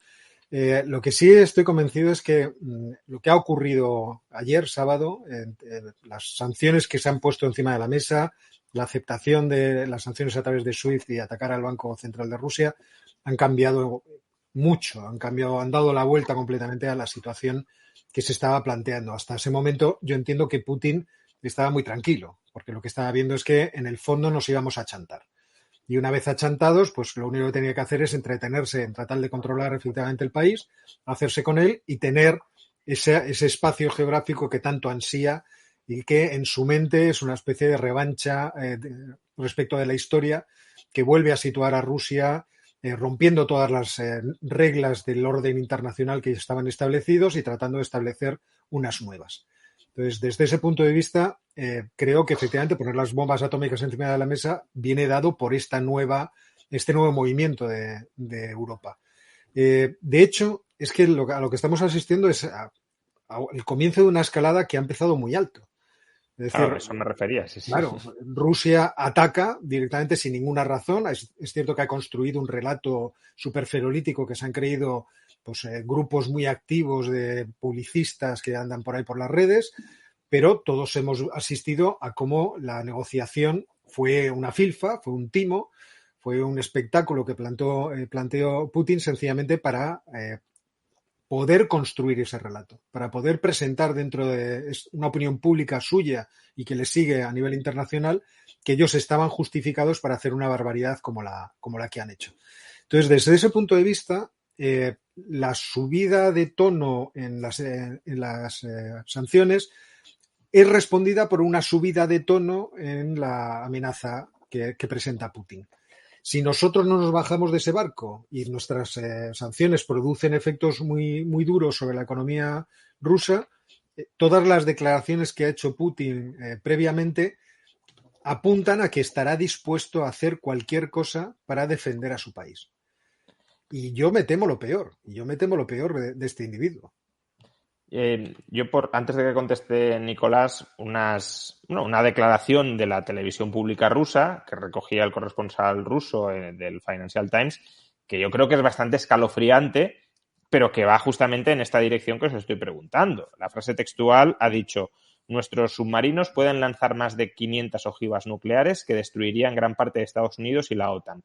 Nuestra idea es muy simple. ¿Para qué necesitamos al resto del mundo si Rusia no va a estar dentro de él?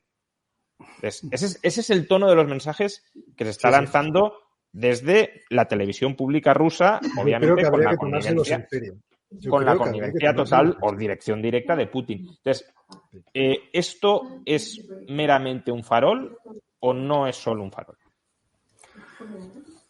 A ver, por ser tranquilizador y alarmista un poco a la vez, ¿no? Bueno, a ver, por ser tranquilizador, este tipo de mensajes, la verdad que llevan 10 años, 15, 20 lanzándolos. O sea, que digamos, hay una reiteración, digamos, ¿no? Pero va por ciclos también, ¿no? De cuando los intensifican, ¿no? Pero esto es un tipo de mensaje agresivo, belicista, que se repite mucho en los medios rusos y que contrasta, ¿no? Con los nuestros. Entonces, esto también por hacer una mención, ¿no? A nuestro debate público, ¿no? Cuando se habla aquí de esto, ¿no? De que Estados Unidos era muy belicista y los británicos querían empujarnos, ¿no? Se decía, ¿no? Los anglosajones, esto es una guerra de los anglosajones que nos quieren llevar ahí, en absoluto. Y ahí, si uno ve cuál es el tono en estos debates, ¿no? En las televisiones rusas, que los talk shows, ¿no? Las tertulias políticas tienen mucha audiencia y marcan mucho, digamos, la percepción, ¿no? Marcan mucho la agenda, pues son estos tonos, ¿no? O sea, que en esto, digamos, podemos relajarnos un poco, y ahí está, hay uno que sale mucho, ¿no? Que todavía está ahí, ¿no? Jirinovsky, que era el que daba miedo a principios de los 90, ya hablaba de arrasar media Europa y arrasar media Asia en los años 90, ¿no? O sea, que digamos, además, por si nos queremos tranquilizar. Sí. Me dicen por Twitch, que no sé hasta qué punto es cierto, sí. Yo he recogido estas declaraciones, que este presentador, por lo visto, lanza muy habitualmente un poco... Sí. Esto es es relativamente común, pero claro, para quien está de vecino, ¿no? Hace una semana estaban hablando de lo fácil que iba a ser arrasar por completo los bálticos, ¿no? Y demás. Entonces, claro, si tú vives ahí y tienes un vecino así, pues evidentemente te lo tomas te genera lógica inquietud, ¿no? Ahora, esto, digamos, por decirlo en plan tranquilizador, por decirlo en plan inquietante, el proceso de pensamiento, de discusión, de toma de decisiones en Moscú y las percepciones no tienen nada que ver con los de la Europa continental. Nada que ver. Y no se perciben bien en este lado del continente. Por simbolizarlo en Bruselas, esto todavía... Bruselas ha reaccionado muy bien, y yo aquí, por ejemplo, hasta hace 12, 24 horas no me esperaba esta reacción de Bruselas. Así que, en este caso, bienvenida sea, digamos, este giro en la política europea.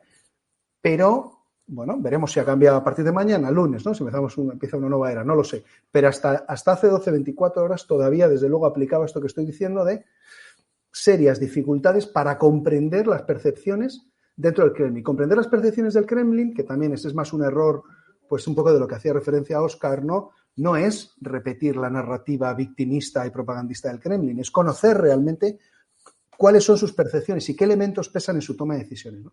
Y ahí sí que conviene ser alarmista, porque sus cálculos son muy diferentes de los nuestros, ¿no? En qué es aceptable, qué no y cómo ven el mundo, ¿no? Y ahí sí que podemos estar razonablemente inquietos, ¿no? Porque yo, lo del tema nuclear, a mí no me ha sorprendido porque de momento solo es un pequeño destello, digamos, ¿no? Lo deja ahí. A mí esto no me ha sorprendido y esto lo escribí, hoy lo he tuiteado, ¿no? El 17 de enero y me disculpo, porque no es un tema de ir haciendo... No, mira que bien, ¿no? En plan de venderse uno mismo. Si has ido acertando, pues... no, pero no, de verdad que no. Merece la pena que lo digas, claro, obviamente. Sí, pero no es tanto por un tema de ego, ¿no? Narcisista, de mira que listo soy, porque hay una continuidad narrativa. Pero si no, para entender cómo es su proceso de pensamiento. Porque esto ya lo han hecho antes. O sea, este tema de intimidación nuclear, Putin lo lleva haciendo más o menos un par de veces, una o dos veces al año lo hace. Y sus destinatarios son su audiencia doméstica, pero también, sobre todo, los europeos. Es un recordatorio, siempre, ojo, ¿no? No repitáis tanto que mi PIB está entre el de España e Italia, porque recordad que tengo esto, ¿no? Y en cualquier momento, y entonces mando a la tele a mis, digamos, mis mariachis locales, ¿no? Que van a mis tertulias y van a decir eso, lo que comentabas tú o comentaba también Óscar, ¿no? Yo pongo aquí unos submarinos y en 2 horas, Copenhague, Berlín y Varsovia desaparecen del mapa, ¿no? O sea, que juega esto y esto en esa clave no me ha sorprendido. O sea, esto me parecía que era prácticamente seguro si no consiguen sus objetivos muy rápido, porque va a ser un recordatorio. También hicieron este ejercicio el fin de semana pasado, que es, te digo que hay un genocidio, que los ucranianos van a lanzar una ofensiva sobre Donbass y casualmente yo estoy haciendo unas maniobras, ejercicios nucleares en el Mar Negro, con buques y submarinos. ¿Para qué? ¿Qué estoy haciendo? Te estoy señalando a ti, Washington, fundamentalmente, que no te olvides de que tengo esto aquí, no vaya a ser que tengas la tentación de ayudar a tus amigos ucranianos la próxima semana cuando yo lance mi ofensiva, que ya tengo muy decidida, ¿no? Y no he tenido ni la consideración de a mis mariachis en España de avisarles, ¿no? La verdad, podemos ver en retrospectiva todo lo que ha estado haciendo Rusia hasta el momento de la invasión y ponerle incluso un hilo narrativo, ¿no? Porque todas las pruebas de todos los misiles nucleares de nueva hornada, toda la tecnología nueva que habían renovado precisamente en el arsenal nuclear. Las pruebas de los misiles hipersónicos lanzados desde aviones, lanzados desde barcos, lanzados desde cohetes. Es decir, todo lo que ha estado pasando en los últimos 2 o 3 meses casi lo podemos poner en perspectiva precisamente en este sentido, en que iba a desembocar en este tipo de amedrentamiento. Exacto. Estaban haciendo un señalamiento. Mirad todo lo que tengo. El otro día no recuerdo, pero había una reunión, no me viene a la cabeza, era antes de todo esto, de la ofensiva, pero era ahora no recuerdo, pero hicieron una muy visible de llevar un cazabombardero con uno de estos misiles, un Kizal, a Kaliningrado y que se viera. Y que casualmente había alguien con el móvil, que se viera y subirlo rápidamente a TikTok.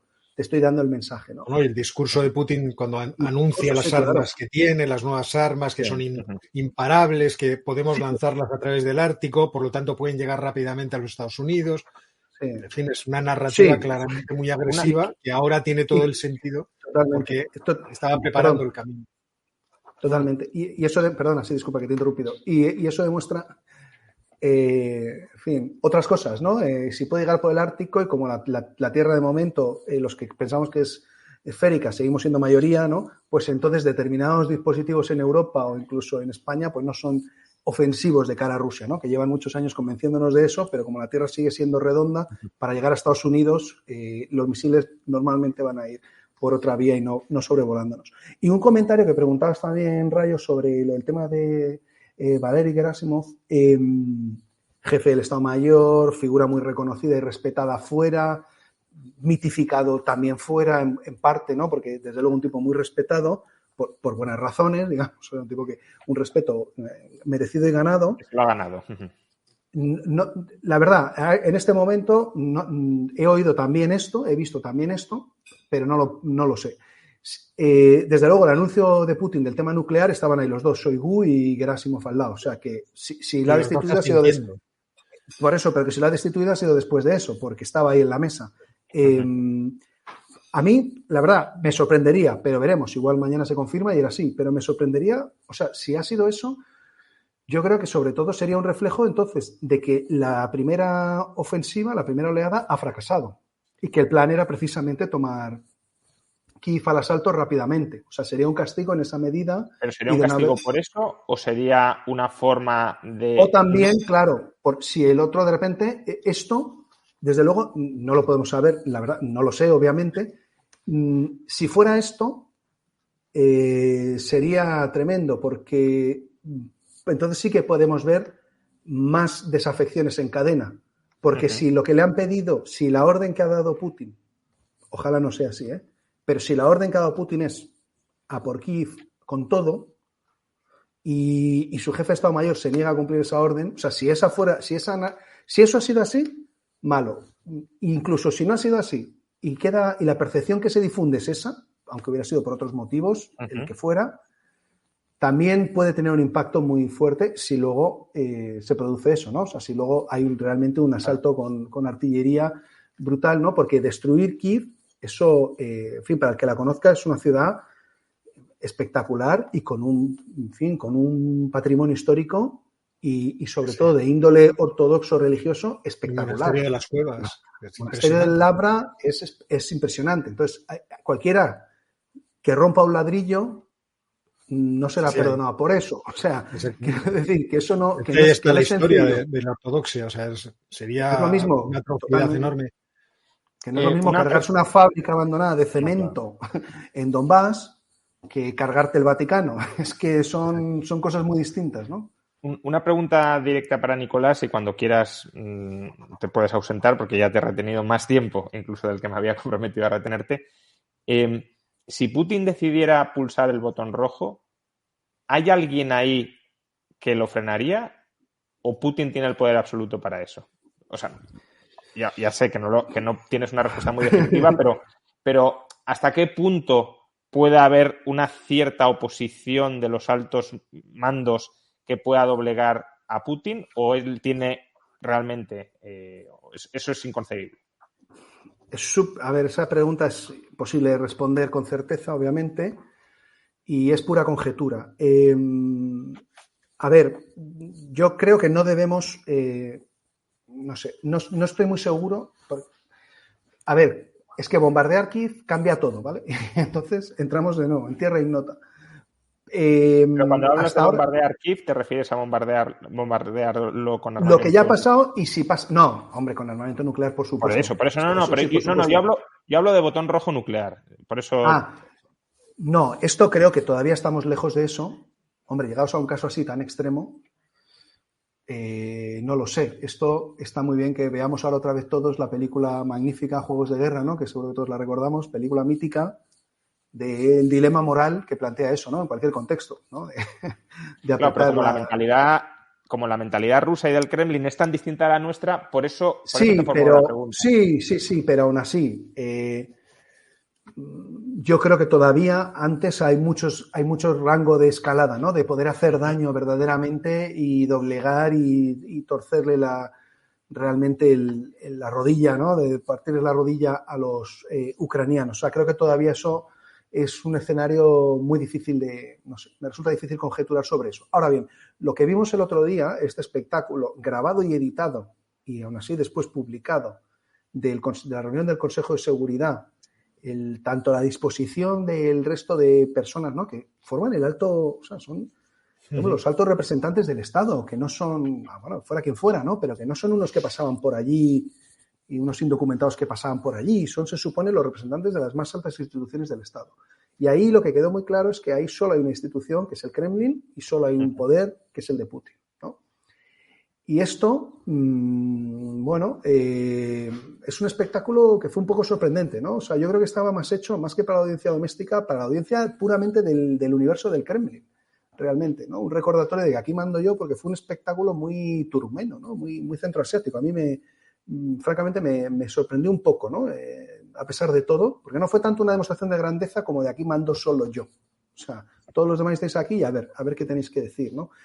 Y entonces, imaginar un golpe de palacio, digamos, ¿no? Que ponga fin a todo esto, bueno, siempre es una posibilidad, pero todavía me cuesta verlo, ¿no? Desde luego está tan... porque hay un temor al vacío muy fuerte y porque Putin lleva, digamos, articulando este entorno muchas décadas, ¿no? Pero bueno, esto siempre, o sea, las dictaduras siempre parecen completamente invulnerables, perfectamente herméticas, totalmente robustas, hasta el día que de repente hay grietas y colapsan, ¿no? O sea, a mí el miedo que me da desde la ignorancia es que estamos hablando de una persona de 70 años que además, como decías tú, vive aislado absolutamente y que además parece tener una aspiración de grandeza y de querer pasar a la historia como bueno, el nuevo zar de la Rusia reunificada, que no puede admitir, por tanto, ninguna derrota y que además, si pierde y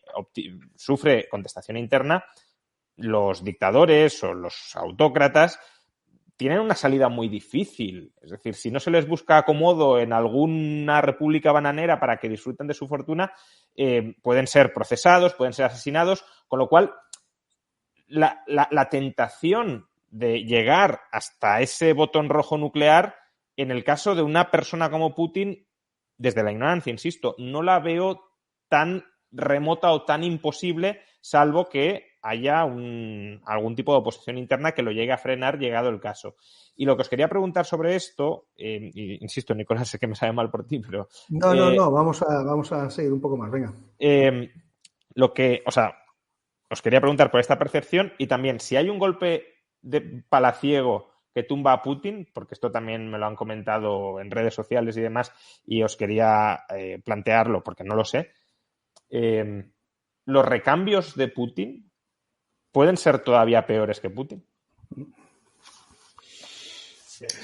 Yo la verdad es que no tengo una respuesta para eso. Yo no confío en absoluto en que se vaya a producir un golpe palaciego, porque además a lo largo de la historia en este tipo de situaciones no se han conocido. O sea, lo que tenemos que esperar es que el poder que tiene ahora mismo Putin y el control que tiene del aparato político en Moscú es suficientemente sólido como para llegar todo lo lejos que se pueda. Y además, él lo que ha planteado es una apuesta histórica. No lo olvidemos. Él está recuperando la historia, está volviendo a poner a Rusia en una situación que él estima que va a proteger a Rusia y lo que es Rusia y su identidad a lo largo de los próximos decenios, ¿no? Esto no solo está tomando como una medida enloquecida, local, sino que él cree que existen razones absolutamente históricas y por lo tanto trascendentes para haber dado este enorme paso, que además yo creo que si nosotros somos conscientes de lo que supone que el país, ¿cómo decirlo?, la madre patria ataque a la patria chica,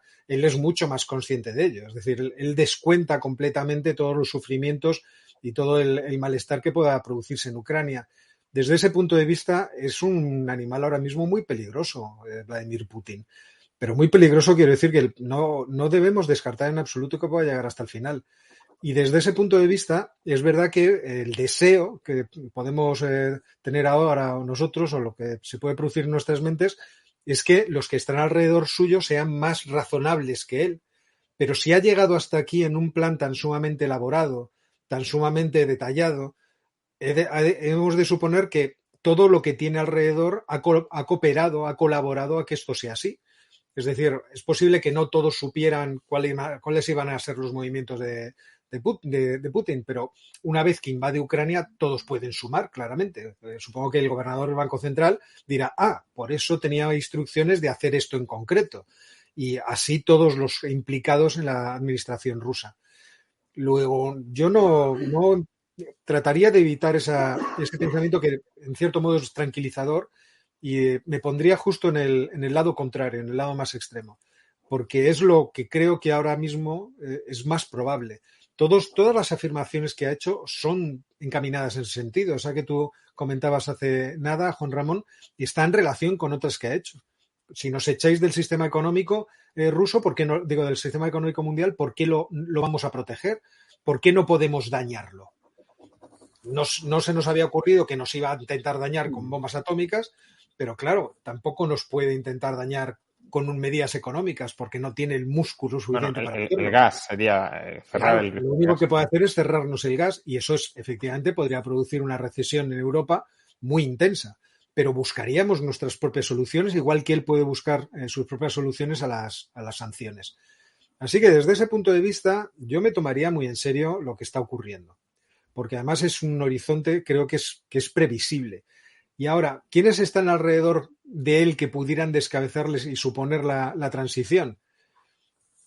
Medvedev, que es su hijo putativo, es que está difícil saberlo. ¿Dentro de la Duma realmente existen partidos que puedan iniciar un movimiento político alternativo a Nueva Rusia? Yo no lo veo. Desde ese punto de vista está la cosa fastidiada. Y que surja algo desde el exterior está descartado porque Rusia tiene los medios policiales y de inteligencia suficientes como para poderse anticipar. Sí, a ver, él no se puede ir, esto no. En Rusia no hay instituciones, no hay un sistema detrás. Es el Kremlin y una vez que pierdes el poder, si pierdes el poder, te arriesgas a todo. Y entonces esto no se lo puede permitir. Y después de lo que pasó, no sé si recordaréis la crisis que ha habido en Kazajstán a principio de año, esto ya porque se habló bastante, ¿no? En 2019 en Kazajstán, que digamos hay bastante parecido, ¿no?, entre los sistemas políticos, Kazajstán es un país muy distinto, pero con muchas similitudes en algunos aspectos, pues el presidente de toda la vida, Nazarbayev, se retira un poco de la primera línea, pero se mantiene en la sombra un poco, digamos, apadrinando, controlando todo, pero desde la segunda línea y disfrutando de una suerte de feliz retiro con un presidente que en principio parecía más, no exactamente una marioneta, pero desde luego en fin, que tenía menos poder todavía que el propio Nazarbayev, ¿no? Eso colapsa en enero, no entraremos ahora ahí porque se nos haría ya muy tarde, pero bueno, digamos ese modelo de sucesión en la que el inquilino que está en este momento en el poder se retira a una segunda línea pero mantiene ahí el control, ¿no? Esto yo creo que ha quedado anulado claramente después de la crisis en Kazajstán. Putin ha visto que si no estás encima de todo en el día a día, te la juegas. Y en Rusia, como no hay Estado de Derecho, ¿no?, como no hay el rule of law, todo es muy diferente en ese sentido, ¿no? No hay esas garantías. O sea, cuando los rusos se llevan, los oligarcas rusos, ¿no?, que son, en fin, todos los que rodean, cuando se llevan el dinero, no es una cuestión fiscal, por ejemplo, porque no son particularmente altos los impuestos en Rusia, ¿no?, para ellos. Se los llevan porque es donde vas a estar seguro. Es mucho más seguro tener el dinero en Londres, mucho más seguro comprarte una casa en la Costa del Sol o donde sea, porque ahí no te van a robar la propiedad, porque el sistema jurídico español, británico, te va a proteger, ¿no? Si tú, en fin, lo has comprado legalmente, ¿no? Que es como hasta ahora, al menos. Bueno, hasta ahora, claro, porque eso es un mecanismo de tiempos de paz. Ahora, ojo, exactamente, eso es un mecanismo de tiempos de paz. Si entramos en tiempos de guerra, entonces todo puede cambiar, evidentemente. Pero en tiempos de paz, eso es así. Y nuestras sociedades y Europa está construida sobre el derecho. Es una construcción jurídica, básicamente, ¿no? Toda la Unión Europea es un gran entramado legal. Si me permites un pequeño detalle, es que es muy llamativo que las grandes fortunas, las grandes cantidades de capital que tiene Rusia estén en Chipre, no estén... No, claro, porque es más seguro. Claro. Porque es más seguro y la titularidad de una de las grandes cadenas de distribución de supermercados está en Copenhague y entonces eso lo usan los medios rusos para decir que, veis, los tienen ahí porque nos quieren envenenar los alimentos. Y es una idiotez porque es la empresa desde el punto de vista jurídico, ¿no? De dónde está la empresa, pero no están ahí los yogures y las cosas que vendan, ¿no? Pero está ahí porque ahí está más segura desde el punto de vista jurídico, ¿no? Y no te la pueden robar. Y esto, claro, esto elimina la posibilidad de sucesiones y demás. Quienes le rodean en el entorno del Kremlin inmediato, nada, eso es un núcleo que no se va a romper y eso francamente no lo veo. Y hay algunos que la relación, particularmente el secretario de este Consejo de Seguridad, ¿no?, Patrushev, que es su otra mano derecha, ¿no?, un poco más en la sombra, pero que ahí no, eso francamente no lo veo. La idea de que le puede reemplazar a alguien peor en el futuro cuando toque, o sea, que puede ser, no sé, la naturaleza decidirá, puede ser mañana o dentro de 20 años, eso no lo sabemos, que puede ser peor. Sí, eso también es una narrativa que a veces han difundido ellos, pero esto es muy típico de las autocracias, ¿no? Mucho ojo, sí, os parece muy mal, pero ojo, que puede venir uno mucho peor, ¿no? Mucho más agresivo o lo que sea, ¿no? Pero, desde luego, sí podemos estar seguros de algo al menos. que le preocupa, o sea, que tiene miedo, eso es lo que más miedo le da a Putin. La contestación interna y una sublevación interna del pueblo ruso. Eso es el escenario que más miedo le ha dado históricamente en estos 22 años. Y por eso no es casualidad que la semana pasada y esta esté por meter otros 15 años a Navalny en un campo de trabajo ahí en Siberia, y que haya ido cerrando cada vez más. En la última década, desde 2012, el espacio político y las libertades en Rusia se han ido cerrando, se han ido comprimiendo y reduciendo cada vez más. Porque cada vez están más obsesionados con la idea de que hay un asalto organizado desde fuera, pero protagonizado por una quinta columna de traidores y tal. Y han ido cambiando la narrativa. Oponerse al régimen ya es ser un traidor, un quinta columnista, ¿no? Todo esto. O sea, que esto sí que le da miedo. Ahora bien, si percibe que está acorralado, ¿no? Y que nosotros estamos ahí apretándole las clavijas y demás, hay muchas cosas que pueden hacer. Y me voy a abstener de dar ejemplos, porque trabajando en escenarios, ¿no? Con colegas, ¿no? En la oficina y tal, se nos ocurren muchas ideas, ¿no? De elementos, de ideas, de escenarios, de cosas que se pueden hacer para hacer daño, elevar mucho la tensión, ¿no? Y seguir jugando incluso en un momento en capa de grises, ¿no? En zona gris, y seguir jugando con atribuciones, con ambigüedades, etcétera. Pero muchas cosas. O sea que eso también tengámoslo en cuenta, porque puede ir desde el ámbito ciber, ¿no? Ahora todo el mundo está en máxima alerta. Por cierto, cosa que comentan, no sé, vosotros también que habláis con gente de grandes empresas, IBEX 35 y tal, la percepción, al menos lo que yo he oído. Yo no hablo mucho. Bueno, vale. Bueno, pero. Yo todo el día, yo estoy todo el día. No lo sé. Bueno, pero. Bueno, no, quiero decir que somos liberales, pero anti-establishment mercantilista. Vale. Bueno, lo que quiero decir es que lo que yo he oído en los últimos días es que ha habido un bajón significativo de ciberataques, ¿no? Es curioso eso. A mí me ha parecido, si el dato es correcto, muy llamativo, ¿no? Es como, anda, parece ser que igual algunos están muy entretenidos en algo y de repente ya no están para otras cosas, ¿no? Claro. Pero bueno, eso puede cambiar rápidamente y no solo en el ámbito virtual o en la esfera digital, en el ámbito físico también se pueden hacer muchas cosas, ¿no? Y pueden desplegar y se les pueden ocurrir muchas cosas que pueden realmente generar mucha tensión. Para el mal da muchas vueltas. No, y claro. Hay que recordar que los Estados Unidos ya declararon que ciertos tipos de ciberataques se pueden considerar como actos de guerra y por lo tanto que provocarían una respuesta armada. Estamos en un mundo cada vez más complicado, efectivamente, en el que todas las posibilidades parece que se están poniendo encima de la mesa, todas las posibilidades aterradoras que nos podamos imaginar. Un dato que a lo mejor todo el mundo que nos está viendo no lo conoce. La unidad identificada, los miembros de la unidad identificada en Cataluña durante el referéndum ilegal de octubre de 2017, los mismos tipos de esa unidad han volado depósitos de armas en Chequia. O sea, que han cometido actos clandestinos en territorio de la Unión Europea. Y han cometido asesinatos en el centro de Berlín y en el Reino Unido. O sea, que el famoso líder de los chechenos. Pero en el centro de Berlín. Sí, en el centro de Berlín. Bueno. Dos preguntas más muy relacionadas y terminamos. Ya os lo prometo. Que además están muy, muy relacionadas. El espíritu de la pregunta es: si Putin está perdiendo todos los frentes, ¿qué salida digna? Porque si no queremos que sea un animal totalmente acorralado y desesperado, algún tipo de salida digna habrá que darle. ¿Qué salida digna que sea aceptable para Ucrania, para la Unión Europea, para Estados Unidos, se le puede llegar a dar en el frente militar, en el frente económico, en el frente político? Y dentro de esta posible salida digna y dentro de estas presiones que pueden llegar para que el conflicto no escale, ¿qué papel juega China o puede jugar China? Bueno, esa es la pregunta del millón. Porque por una parte tenemos que ahora toda esta presión que está creciendo solamente se puede aliviar a través de algún tipo de negociación diplomática, en el que se vayan retirando elementos de esa presión para que la cosa más o menos se estabilice en el punto que yo creo que había calculado a priori Vladimir Putin. Yo no sé si eso es posible.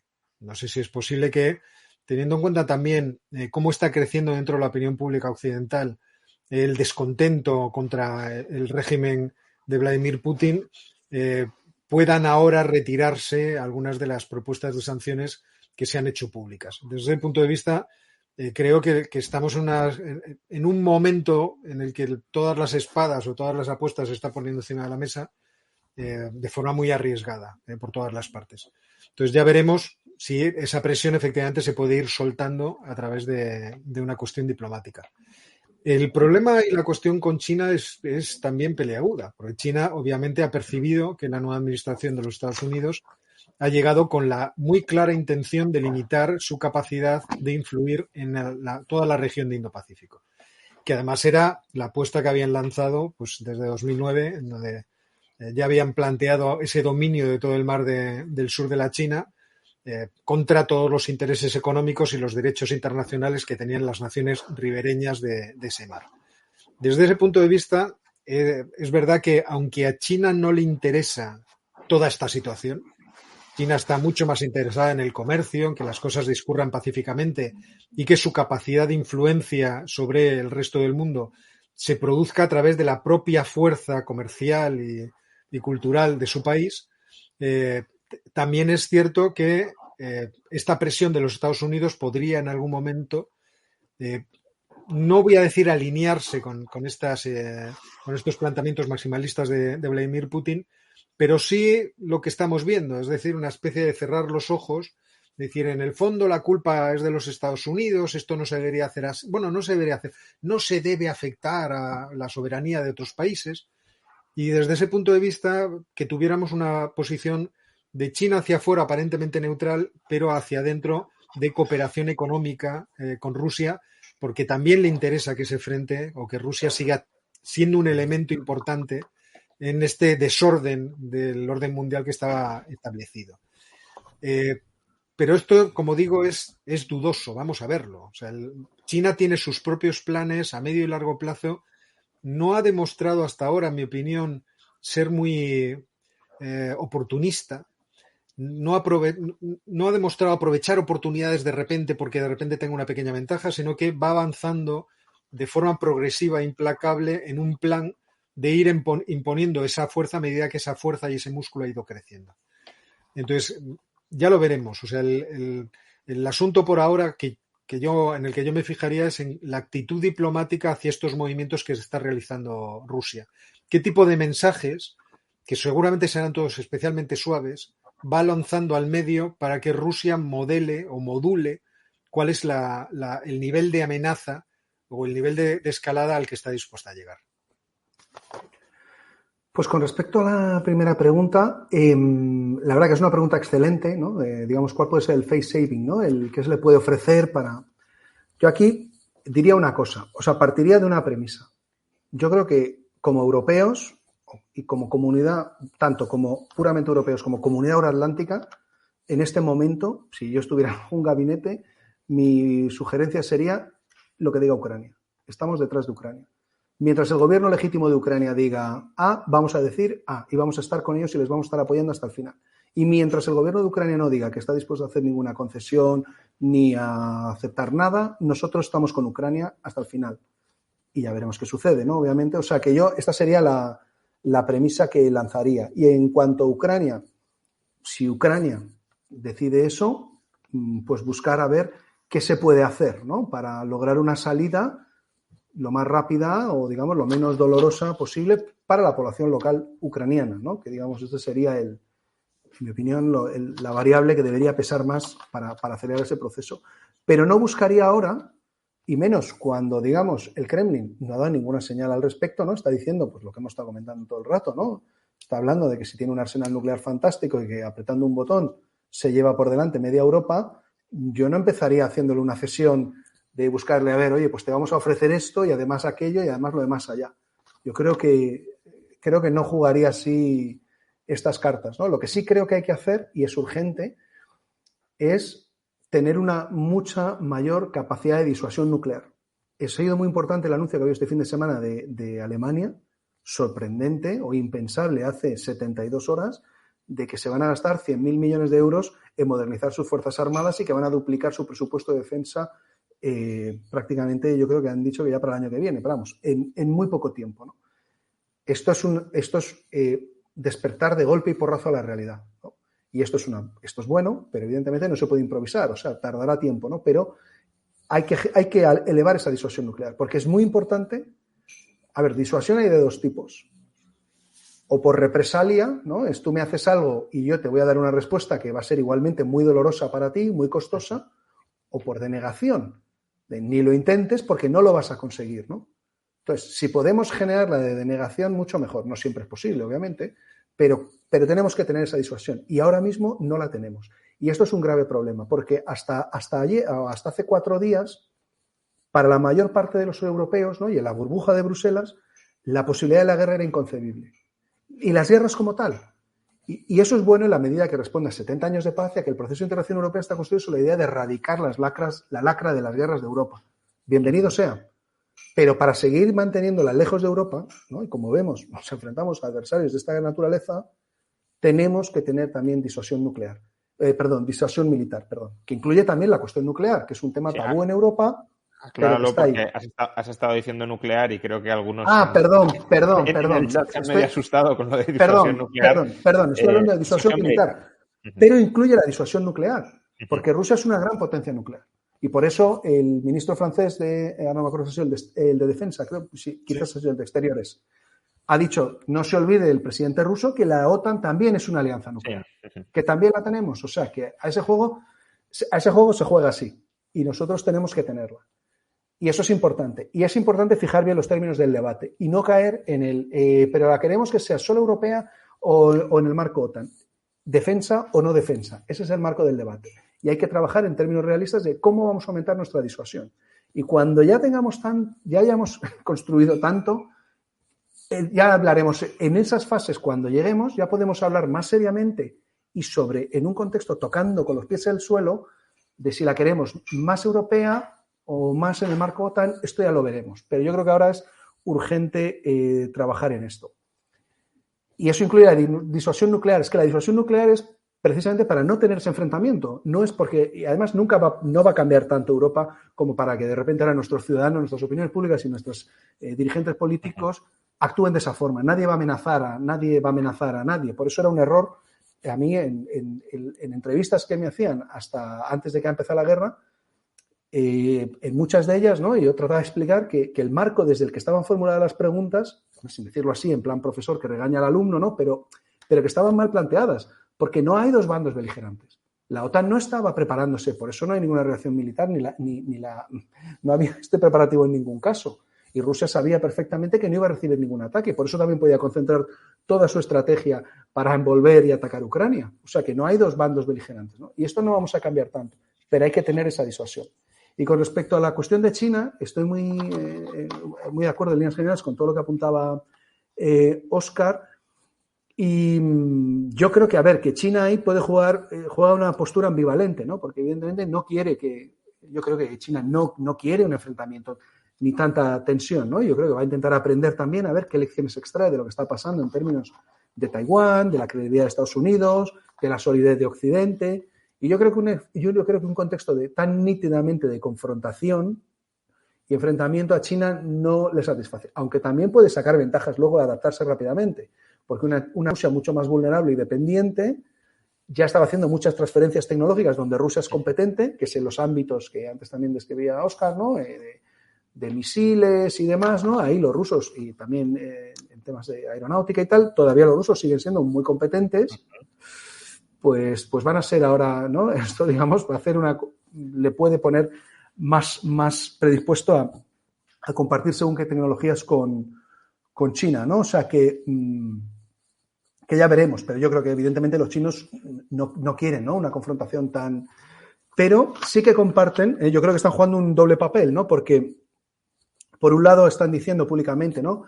El respeto a la soberanía y la integridad territorial de Ucrania, que eso no es incompatible con los designios del Kremlin, porque el Kremlin puede controlar un estado vasallo. China también contempla, ¿no? La posibilidad de que haya estados vasallos, o sea, que son formalmente independientes, pero vasallos en la práctica, ¿no?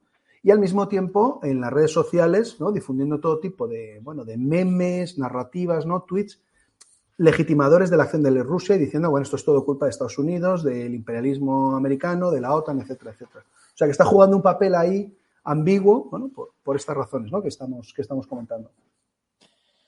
Muy bien, pues no sé si queréis añadir algo más, porque ya llevamos prácticamente 2 horas, más tiempo del que habíamos previsto. Pero bueno, la verdad que muy bien, más de 9.000 espectadores prácticamente en base continuada. O sea que, desde luego, he leído muchos comentarios muy favorables y halagadores de la calidad de la información que estabais proporcionando. Luego se coincidirá o no en los análisis, pero desde luego lo que todos han remarcado que información de mucha calidad. Pues no sé si queréis decir algo más. Yo no, estoy deseando irme digo... Muy bien, No. pues...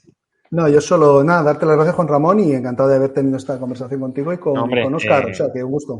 Eso mismo quería decir yo. Muchas gracias por invitarme. Siento haber llegado tarde, siento haberme despistado. No sé por qué se me metió en la cabeza que estábamos mañana, y de hecho estaba preocupado porque mañana tengo clase de pintura hasta las 9:30 y decía, a ver cómo dejo montado todo para llegar corriendo y ponerme. Me disculpo, la verdad, no suele ocurrirme no llegar a los Nada, no pasa absolutamente nada. Así también Nicolás ha tenido tiempo para presentarse ante la audiencia. O sea que nada. Muchísimas gracias. Un placer, Nicolás, además que te sigo mucho en Twitter.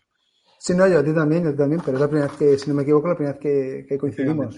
Bueno, como supongo que por desgracia todo esto continuará y habrá ocasión en el futuro de hacer algún directo más, espero robaros menos tiempo en el futuro, pero a lo mejor os vuelvo a llamar a la puerta.